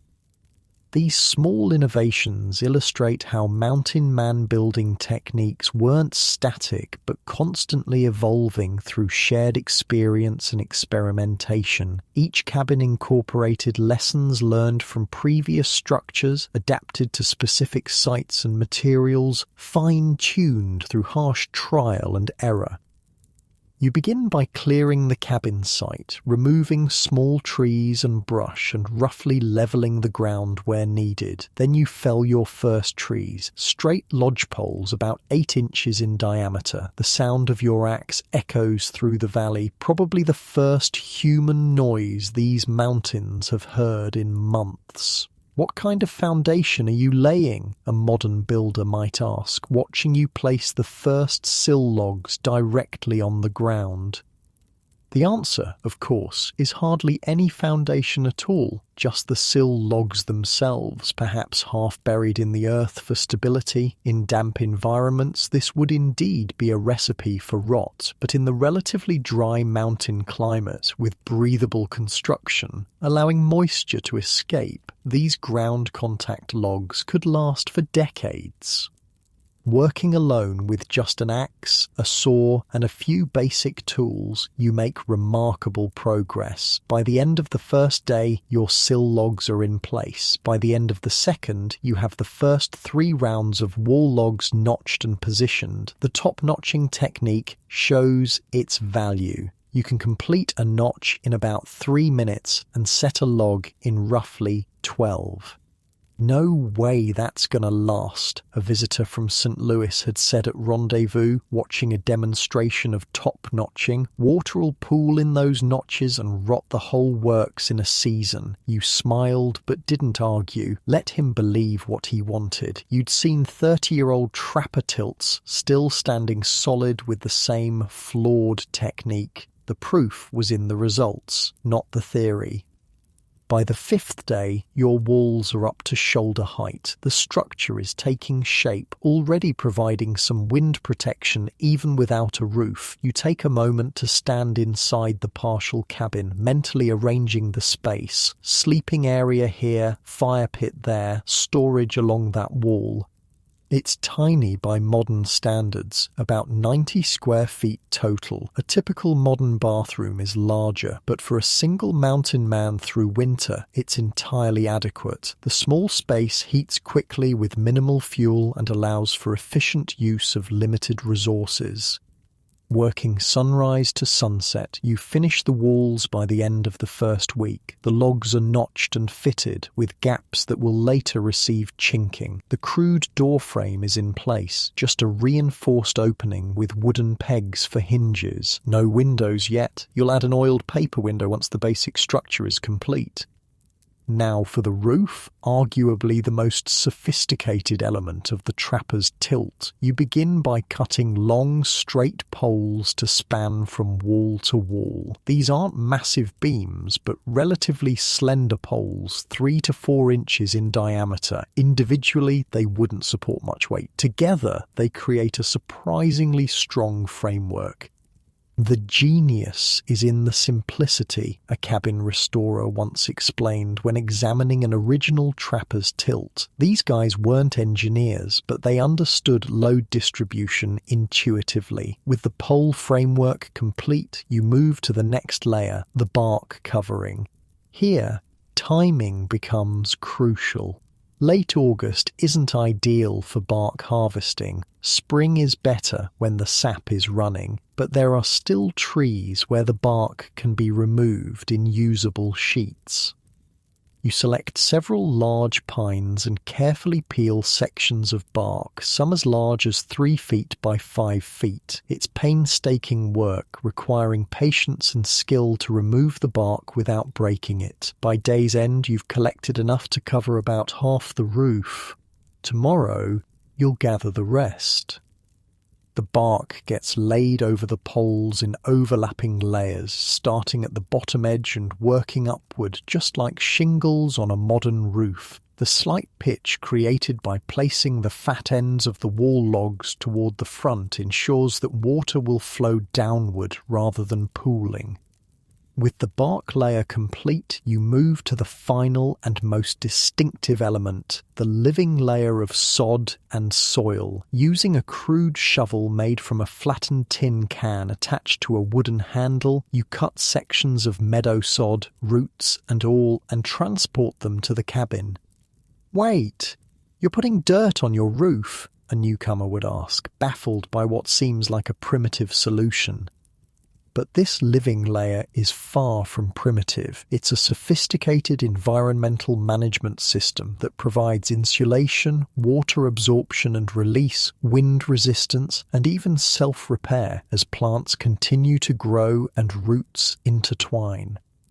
You lay the sod grass side down on top of the bark layer, creating a thick living blanket across the entire roof. On top of this goes a final thin layer of soil and moss gathered from the forest floor. Within weeks, this top layer will integrate with the sod beneath, creating a cohesive, water-managing system. The roof complete, you turn to chinking, filling the gaps between logs. Here, you'll implement Baptiste's flathead mixture. You've collected the specific root he described, pounded it to powder, and mixed it with clay, sand, and dried grass.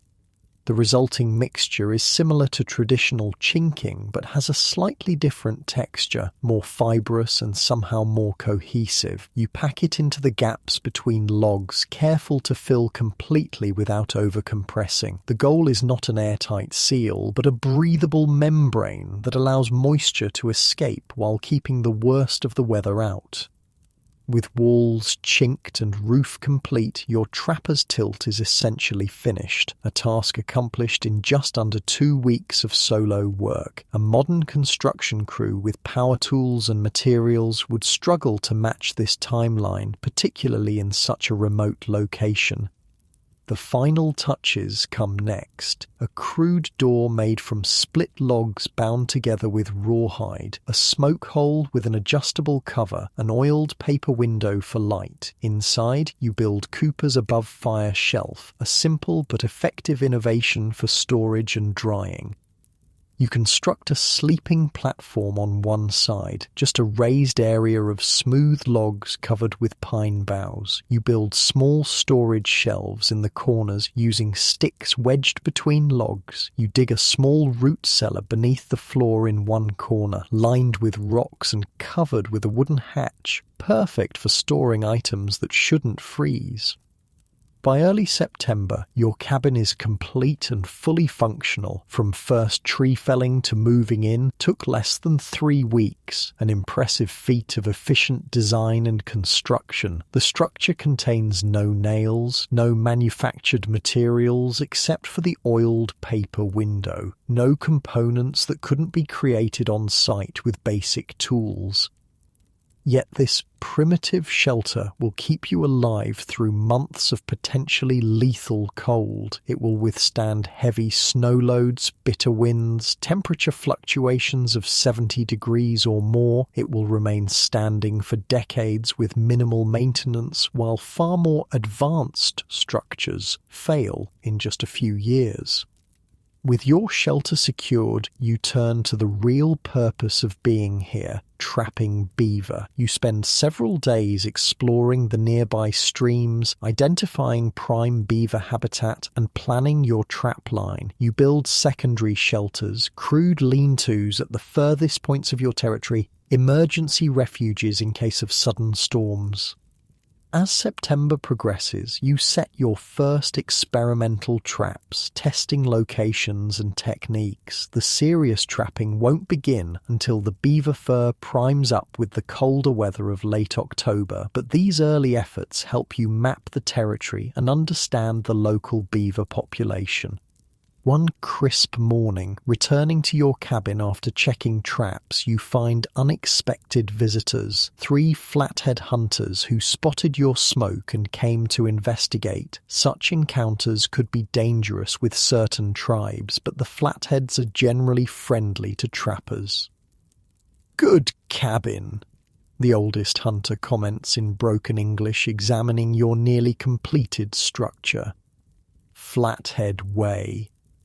He's not wrong. Many trapper techniques were adapted from native building methods, modified to suit European tools and needs. The living roof in particular shows clear indigenous influence. Many tribes used similar systems for their winter lodges.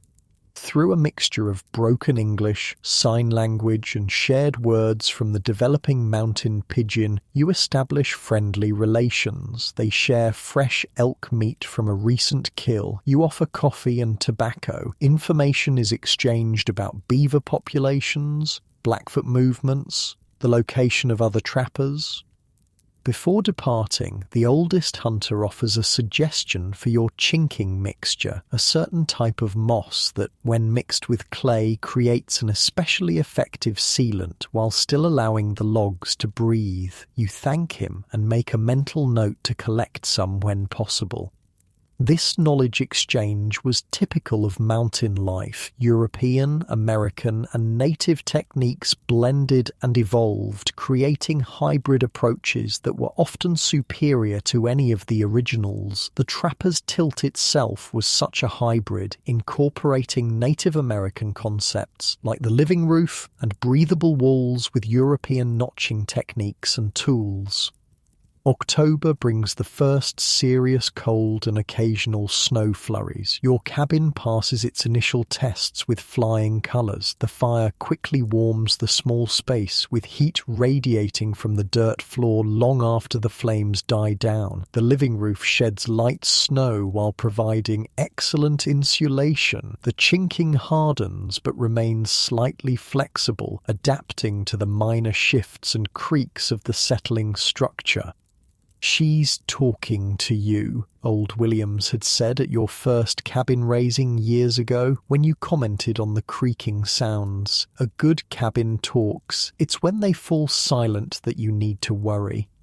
He meant that the small adjustments, the creaks, shifts, and settling sounds were signs of a living structure adapting to changing conditions. A cabin that stopped talking had become rigid, fighting against natural forces rather than accommodating them. Such rigidity inevitably led to catastrophic failure. As October turns to November and serious trapping begins, you settle into the rhythm of mountain winter, up before dawn, checking traps in bitter cold, returning to the warmth of your tilt to process the day's catch. The cabin becomes an extension of yourself, a second skin against the hostile environment. You notice that Baptiste's chinking mixture does indeed perform better than your previous formula. It sets harder, but somehow remains more breathable, preventing condensation from forming inside even during extreme temperature swings. The above fire shelf proves invaluable for drying gloves, moccasins, and small pelts. Winter deepens, bringing the brutal cold of January. Outside temperatures drop to 30 below zero or lower. Inside your trapper's tilt, while far from cozy by modern standards, conditions remain survivable. The fire's heat, the insulating properties of the logs and living roof, the dirt floor's thermal mass, together, they create a microclimate that stays above freezing even during the coldest nights. One particularly vicious storm brings 4 feet of snow in 2 days, with winds that drive it into drifts twice that height. You remain cabin-bound for nearly a week, forced to dig your way out through a snow tunnel when the weather finally breaks. Such storms would destroy many modern structures, the weight of snow collapsing roofs, wind finding weaknesses in rigid materials, extreme cold causing pipes to burst and materials to crack. Your primitive shelter takes it in stride. The living roof supports the snow load easily. The flexible construction bends with the wind rather than fighting it. The absence of plumbing means no freezing pipes. The integrated nature of the trapper's tilt, its working with natural forces rather than against them, proves its worth during these extreme events. It's not that the cabin is impervious to the elements, it's that it's designed to adapt to them, to yield where necessary and stand firm where possible. As February gives way to March and the first hints of spring appear, you take stock of your season. You've collected nearly 200 beaver pelts, a good harvest that will fetch around $200 at Rendezvous. You've survived another Rocky Mountain winter in one of Earth's harshest environments, and your cabin, your simple, primitive shelter, has once again proven the validity of forgotten building wisdom. The trapper's tilt, with its seemingly crude techniques and natural materials, embodies a sophisticated understanding of environmental forces and material properties. It represents not primitive construction, but highly evolved design, refined through generations of harsh testing where failure meant death. As modern buildings continue to fail despite increasingly complex engineering and expensive materials, perhaps it's time to reconsider what we've lost in our rush to improve upon the past. The top notch, the green logs, the living roof, the breathable chinking, these weren't compromises forced by limited technology, but sophisticated solutions evolved through practical experience.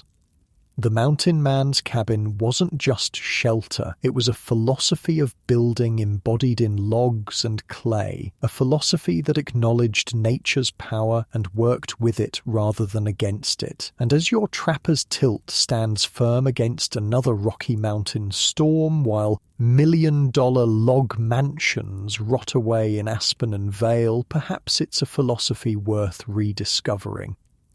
Spring arrives to the mountains in fits and starts, a warm week followed by a snowstorm, bright sunshine giving way to freezing rain. The cycle of freezing and thawing is actually more dangerous than the consistent cold of deep winter. It creates unpredictable conditions, rotten ice on streams, sudden avalanches, mud that can trap a horse up to its belly.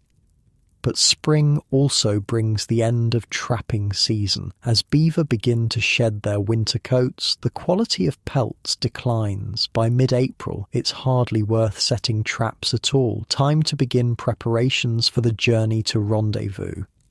Before leaving your cabin, you take time for reflection. The structure has served you well through another brutal winter, despite temperatures that sometimes plunge to 40 below, despite snow loads that would collapse many modern roofs, despite winds that could tear poorly built structures apart. Your simple trapper's tilt has remained solid, dry, and livable.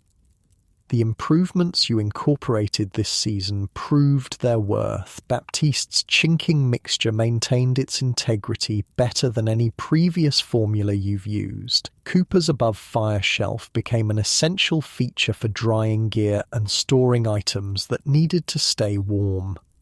The slightly steeper roof pitch did indeed shed snow more effectively.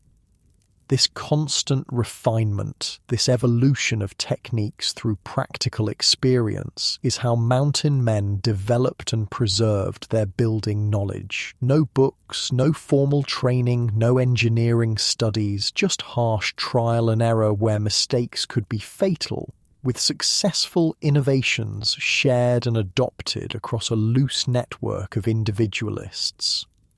How'd that mixture work out, Baptiste will ask when you see him at Rendezvous, and your detailed report will become part of the collective wisdom, perhaps inspiring further refinements by others. This informal knowledge transfer system was remarkably effective despite its lack of structure. Techniques spread quickly when they worked, were modified to suit different environments and materials, and gradually evolved into proven approaches that withstood the harshest testing imaginable. As you pack your accumulated furs and prepare for departure, you take one final walk through your cabin. Unlike modern buildings that deteriorate when abandoned, your trapper's tilt will likely be in better condition when you return. The logs further seasoned, the chinking more settled, the whole system more harmonized with its environment. You leave the door slightly ajar, as is traditional. A completely sealed cabin would develop mustiness and potential rot. The slight airflow keeps the interior dry, while the dirt floor easily handles any rain that might enter. By next fall, the structure will have breathed through the seasons, ready to shelter you or another trapper once again. This approach, designing for vacancy as well as occupation, reflects the mountain man's deep understanding of natural processes. Modern buildings typically deteriorate when unoccupied, requiring constant human intervention to prevent decay. The trapper's tilt, working with natural forces rather than against them, often improved during periods of disuse. Your journey to Rendezvous takes a different route this year, longer but less challenging than the direct path over high mountain passes still choked with snow. Along the way, you encounter other trappers also headed to the gathering, and small travelling groups begin to form. 3 days into your journey, you join forces with an odd pair. McAllister, a veteran Scottish trapper with 20 years in the mountains, and young George, a newcomer experiencing his first season. The contrast between them illustrates how mountain knowledge was passed down. Boy nearly froze to death in February, McAllister explains during an evening camp. Found him huddled under a rock overhang, fire gone out, too cold to even strike flint. Another hour and he'd have been done for. Young George nods sheepishly. Never felt cold like that before. Couldn't think straight. Fingers wouldn't work. Took him back to my cabin, McAllister continues. Nursed him through the worst of it, then figured I might as well teach him proper while I had him. Boy's a quick study once he stops being stupid. This informal apprenticeship, often born of necessity rather than design, was how mountain skills transferred between generations. No formal schools existed for trapping or wilderness survival. Knowledge passed from experienced hands to novice ones through direct demonstration and supervised practice. "Show me how you notched them logs again," young George asks you the next morning, watching as you repair a small lean-to at your campsite. You demonstrate the top-notch technique, explaining as you work. Cut about halfway through, straight down. Then when you place it, the weight of the log seats it firmly. Green wood's easier to cut, but still strong. As it dries, it shrinks and tightens. "But don't water collect in them notches?" he asks, repeating the concern of many newcomers. "That's where the breathing comes in," you explain patiently. "Whole cabin has to breathe. Roof, walls, chinking. Water gets in, but it also gets out. It's when water gets trapped that rot starts." Young George practices on a fallen branch, his technique clumsy but improving with each attempt. By the time you break camp, he's grasped the basic principle, if not the smooth execution that comes with experience. This scene, repeated countless times across the mountains, was how wilderness building knowledge survived and spread, despite almost no written documentation, direct demonstration, hands-on practice, and the harsh reality that poor technique could mean death in winter ensured that effective methods endured while flawed approaches were quickly abandoned. As your journey continues, your group gradually grows. 2 French-Canadian trappers join, then a mixed-blood Delaware with his Crow wife, then a former sailor from Boston who found more freedom in the mountains than at sea. By the time you approach Rendezvous, you're travelling with 11 people, a small temporary community bound by shared experience, if not always shared backgrounds. Around evening fires, knowledge continues to flow. The Delaware shows a new method for smoking beaver meat to improve its keeping qualities. One of the Canadians demonstrates a snowshoe binding that prevents foot blisters on long treks. The sailor, surprisingly, has developed an improved roof sealing technique adapted from ship caulking. You contribute your experiences with the flathead chinking mixture, explaining in detail how it's prepared and applied. Several men take serious interest, asking questions and making mental notes for their own future cabins. This free exchange of survival information contrasts sharply with the secretive approach to trapping locations. No one shares their best beaver streams, but everyone shares building and survival techniques. The unspoken understanding is clear. Competition for wealth is expected, but no one benefits from preventable deaths in the wilderness.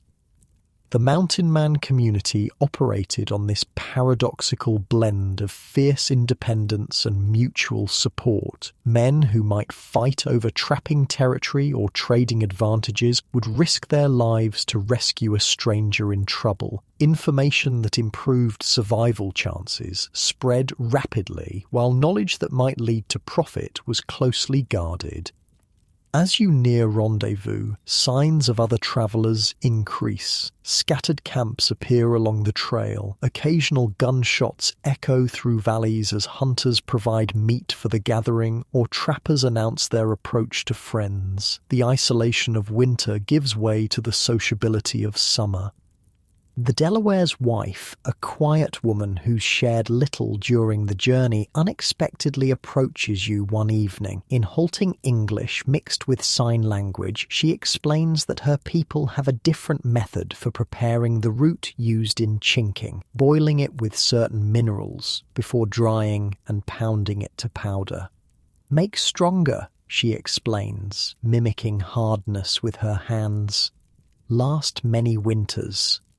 You thank her sincerely for this knowledge. The exchange highlights another aspect of mountain wisdom, the cross-cultural transmission of techniques between native and European traditions. The most successful trappers were those who recognized and adopted effective indigenous approaches rather than clinging to familiar European methods unsuited to the environment.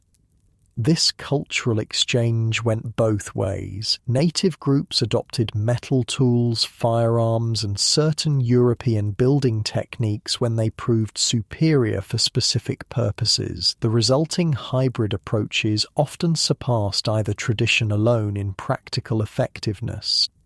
The day before reaching rendezvous, your group encounters a sobering reminder of the mountain's dangers. At a river crossing, you discover a crude wooden cross marking a fresh grave. The name E. Monroe is carved clumsily into the wood, with the date of death just 3 weeks earlier.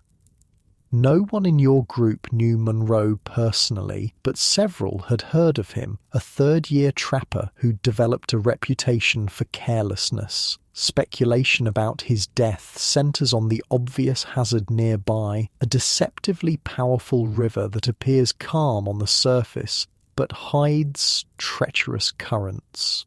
"Seen too many go that way," McAllister murmurs, removing his hat briefly before the grave. "River looks gentle till it's wrapped around your legs. Then it's too late." The moment underscores the unforgiving reality that shaped mountain knowledge. Techniques and approaches that survived did so because they worked repeatedly in lethal conditions. Methods that failed, along with the men who relied on them, disappeared from the knowledge pool. It was natural selection applied to wilderness skills, harsh but effective at refining practical wisdom. Late the following day, your group arrives at rendezvous. The gathering is smaller than last year, perhaps 300 people compared to nearly 500 previously. The decline reflects changing conditions in the fur trade. Beaver populations are noticeably reduced in many areas. Prices have dropped slightly as European fashion begins shifting towards silk hats rather than beaver felt.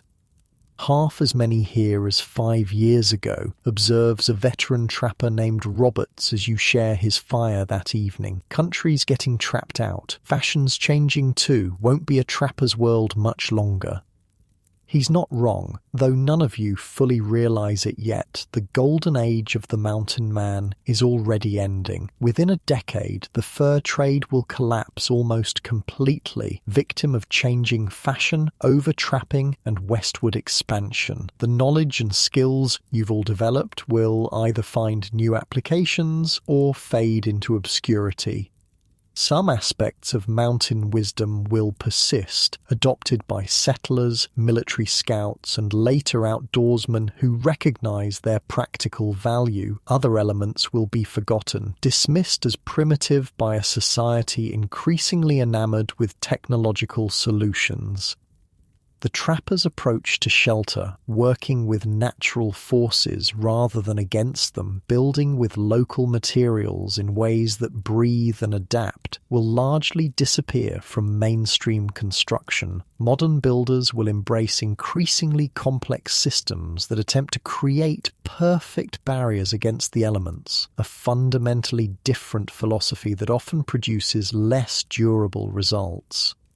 This loss happens gradually, without anyone quite noticing what's vanishing. By the time people recognize the value of certain traditional approaches, the detailed practical knowledge that made them work has often disappeared. Written descriptions survive, but the hands-on techniques, the small adjustments and adaptations that made the difference between success and failure are lost. Yet fragments of mountain wisdom endure in unexpected places. Old hunting cabins in remote locations still incorporate top-notching and breathable design. Certain rural building traditions maintain elements of the living roof system. Indigenous communities preserve aspects of the chinking techniques developed through cross-cultural exchange. And occasionally, someone rediscovers these approaches through practical necessity or historical curiosity. They build a shelter using the old methods and find, to their surprise, that it outperforms modern alternatives in certain conditions. The knowledge, though diminished, never completely disappears. At Rendezvous, the present concerns outweigh such future considerations. You sell your accumulated pelts, 207 prime beaver at $5.75 each, plus a dozen otter at $7, for a total of nearly $1,200, a solid season's work that will provide supplies for next year with plenty left for luxuries and celebration. The social aspects of Rendezvous are as important as the economic ones. You reconnect with old friends, share stories of winter hardships, compare innovations and discoveries. You participate in shooting contests, foot races, and wrestling matches. You enjoy temporary abundance after months of careful conservation. During a quieter moment, you find yourself in conversation with old Williams, who must be approaching 60, an almost unheard of age for an active mountain man. His face is weathered to leather with scars from Blackfoot arrows, grizzly claws, and countless winter storms. But his eyes remain sharp, taking in everything around him. "Built me a permanent place last fall," he tells you, describing a more substantial cabin near the trading post at Fort Bridger. "Figured these old bones deserve solid walls for what winters I got left." He describes the structure, larger than a typical trapper's tilt, with a proper stone fireplace and glass windows traded at considerable expense. But the core techniques remain the same. Top-notched logs with the bark left on, a living roof system, though more carefully engineered for the larger span. Breathable chinking with his own secret mixture that includes, he hints with a wink, something from them hot springs that bubbles like it's alive. Williams represents the culmination of mountain building wisdom, decades of practical experience distilled into techniques that work consistently in the harshest conditions. His knowledge, gained through thousands of nights in hundreds of shelters across the Rockies, is invaluable but largely undocumented. "Should write it all down someday," he muses. "How to build proper so things last. But who'd read it? Young fellows think they know better till winter nearly kills them, just like we did." This was the tragedy and triumph of mountain knowledge. Each generation learned largely through its own mistakes, guided but not protected by the wisdom of veterans who'd survived similar errors. The system produced extraordinarily capable individuals, but relied on direct transmission that proved vulnerable to disruption.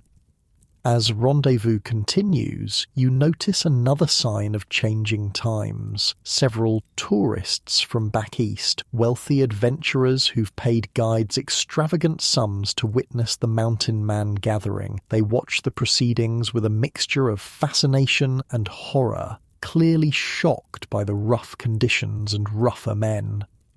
"They think we're wild animals," laughs Cooper, noticing your observation. 20 years from now, they'll be selling tickets to see authentic mountain men in travelling shows.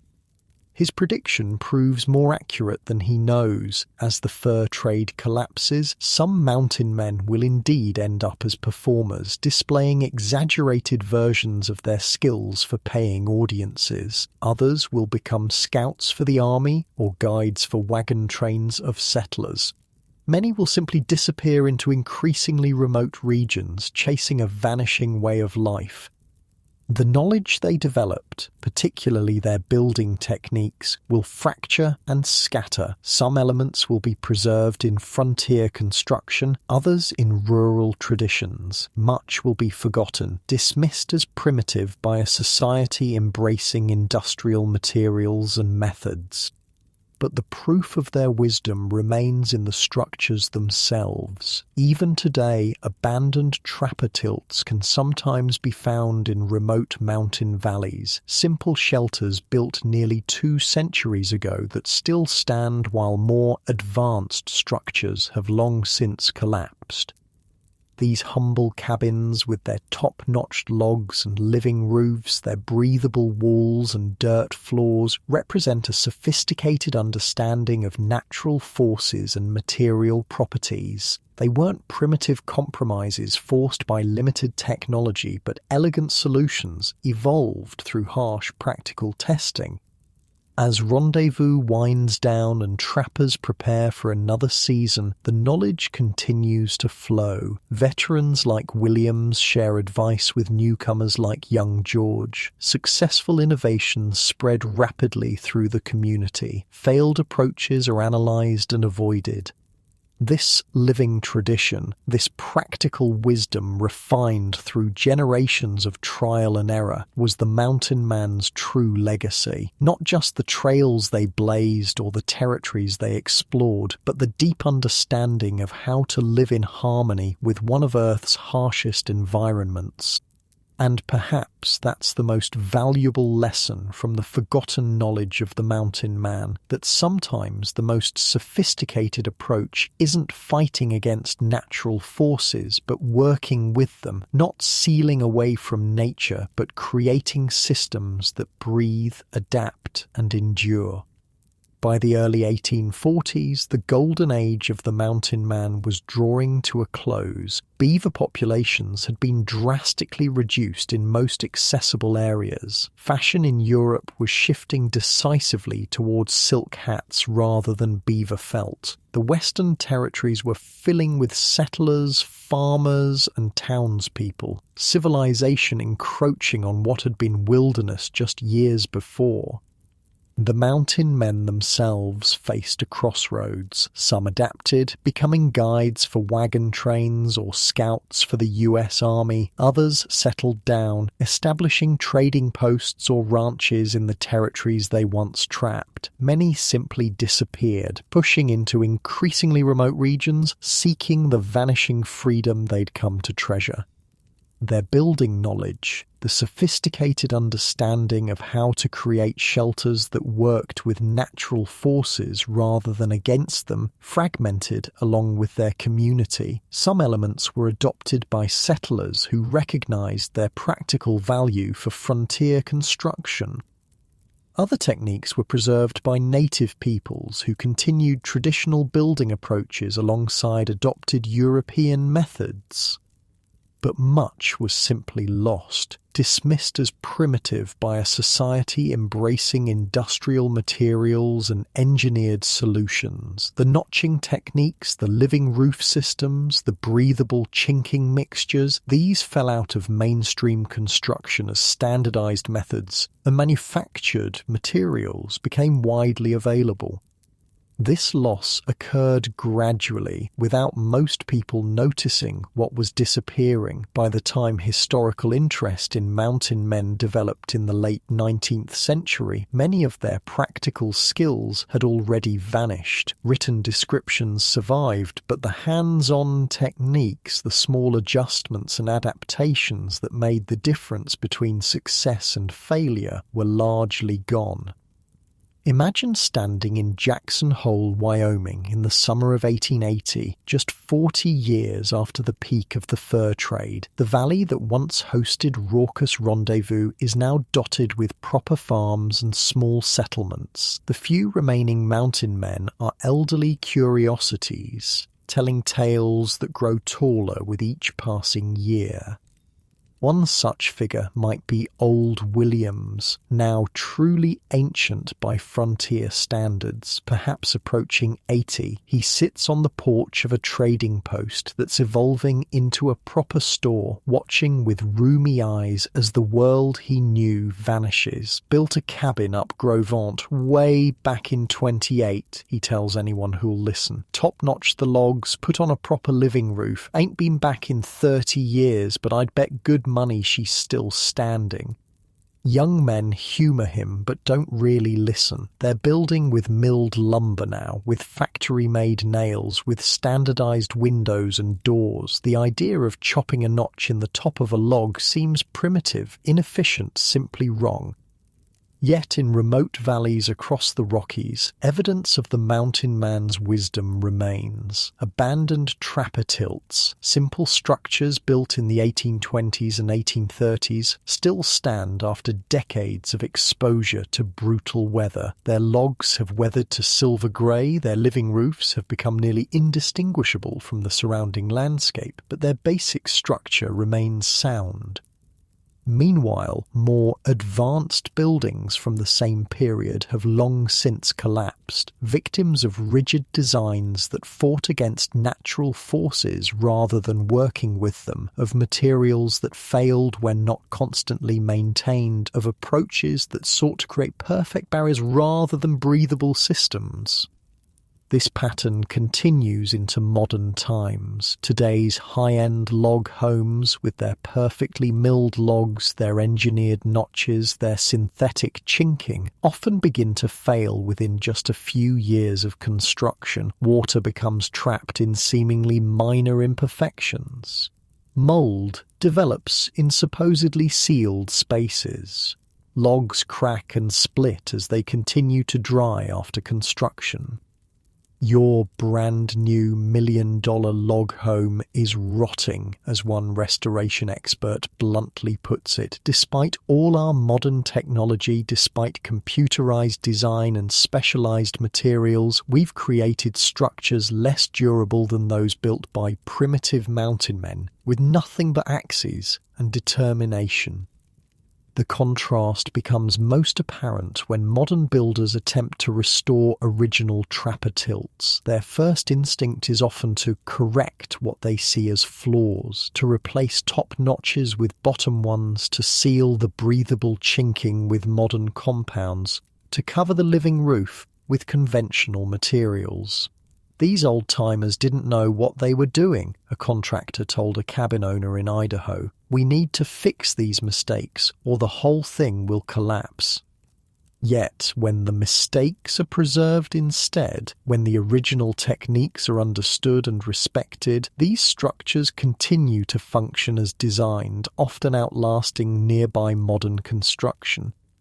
The few preservation specialists who truly understand mountain building techniques view them with increasing respect. They've learned through experience that these primitive approaches often outperform modern alternatives in certain conditions. The breathable walls manage moisture better than sealed ones. The living roofs provide superior insulation and longevity. The flexible construction accommodates natural movement rather than fighting it.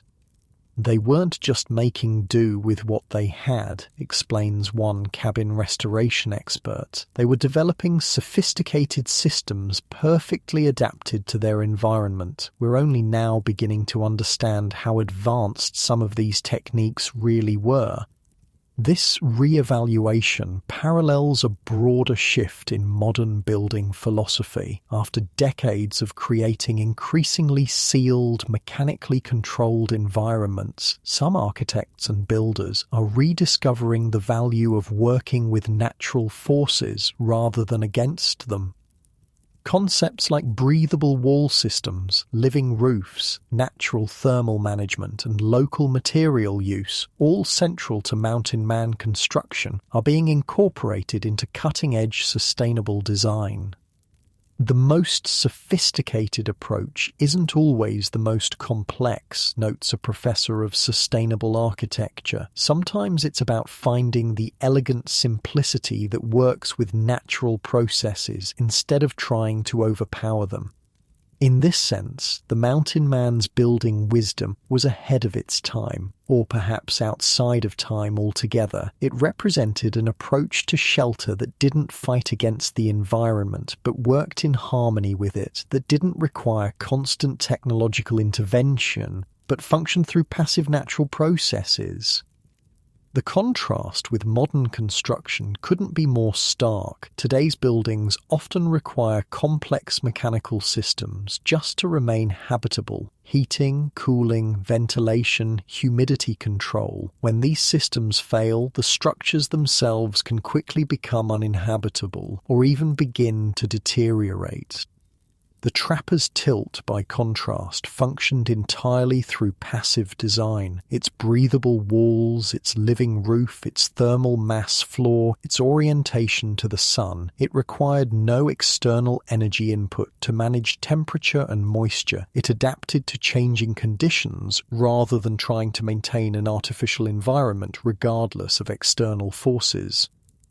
In the mountains of Montana, a small but growing movement of enthusiasts has begun to rediscover and preserve mountain man building techniques. They study original structures where they can find them, experiment with traditional materials and methods, and document their findings for future generations. It's not about rejecting modern technology, explains one such enthusiast. It's about recognizing that sometimes older approaches solved problems in ways we've forgotten. There's wisdom there that deserves to be preserved. These modern experimenters face significant challenges. Building codes rarely accommodate traditional techniques like living roofs or breathable walls. Materials like properly harvested bark shingles are difficult to source. The hands-on skills required for effective top-notching or proper chinking preparation are not easily learned from books. Yet their efforts represent an important recovery of nearly lost knowledge, practical wisdom developed through generations of harsh trial and error in one of Earth's most unforgiving environments.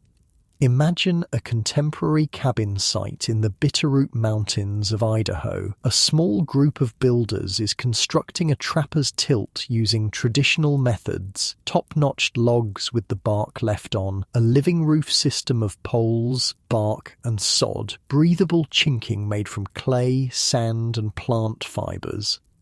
They're not historical reenactors seeking perfect authenticity. They use modern tools alongside traditional ones, incorporate certain contemporary materials where appropriate, and document their work with digital technology. But the core principles remain the same.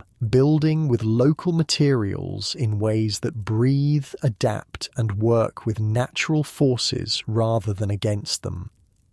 Their finished structure would be recognizable to a mountain man from 1830, though perhaps cleaner and more precisely executed. More importantly, it embodies the same philosophical approach to shelter, not as a rigid barrier against nature, but as a living system that participates in natural cycles.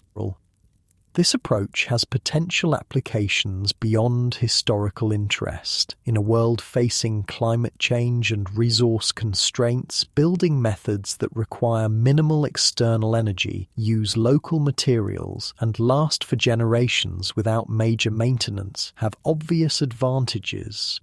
The mountain man's solutions to shelter in extreme environments might offer valuable insights for our own uncertain future.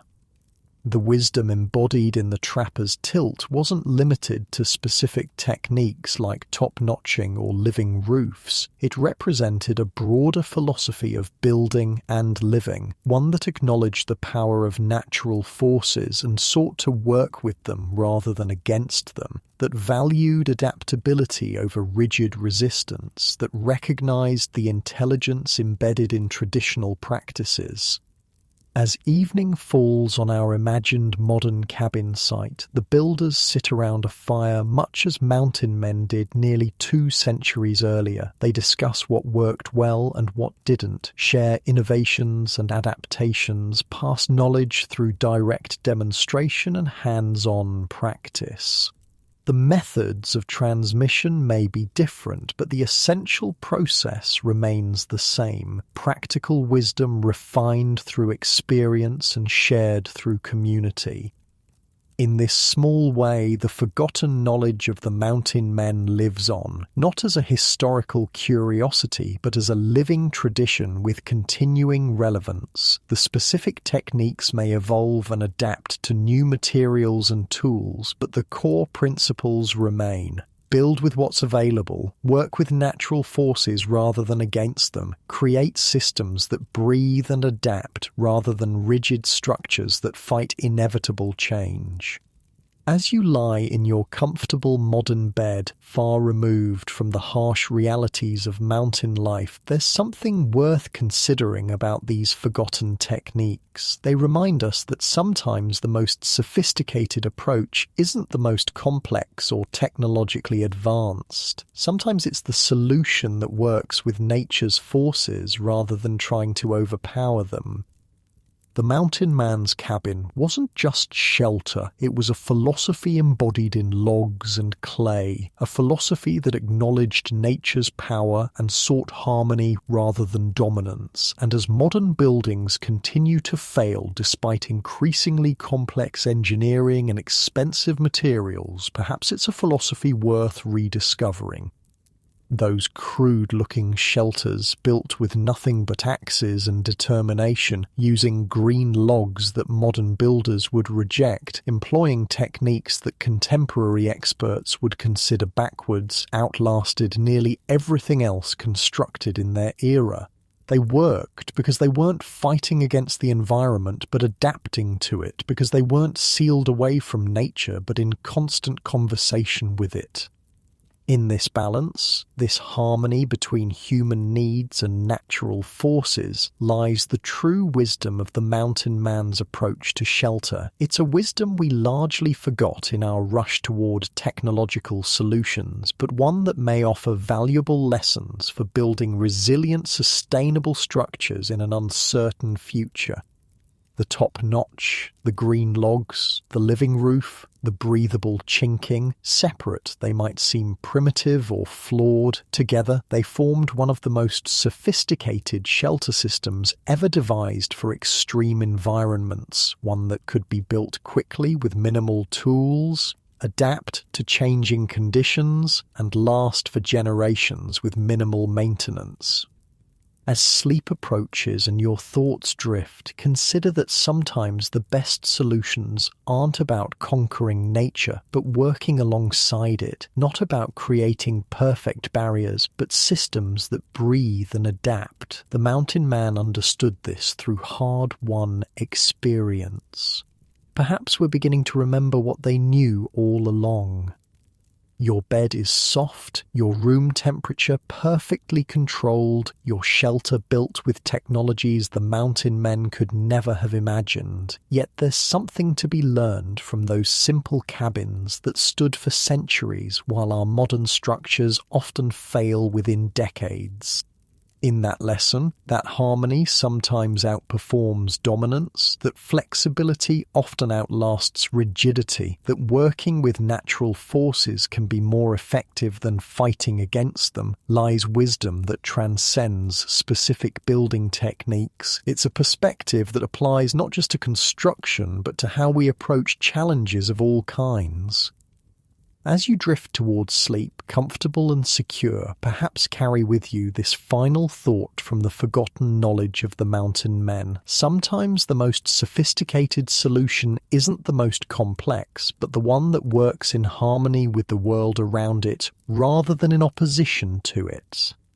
And in that spirit of harmony, of gentle adaptation rather than rigid resistance, allow yourself to drift peacefully into sleep like a well-built cabin, settling comfortably into the landscape around it, breathing with the night air at home in its environment.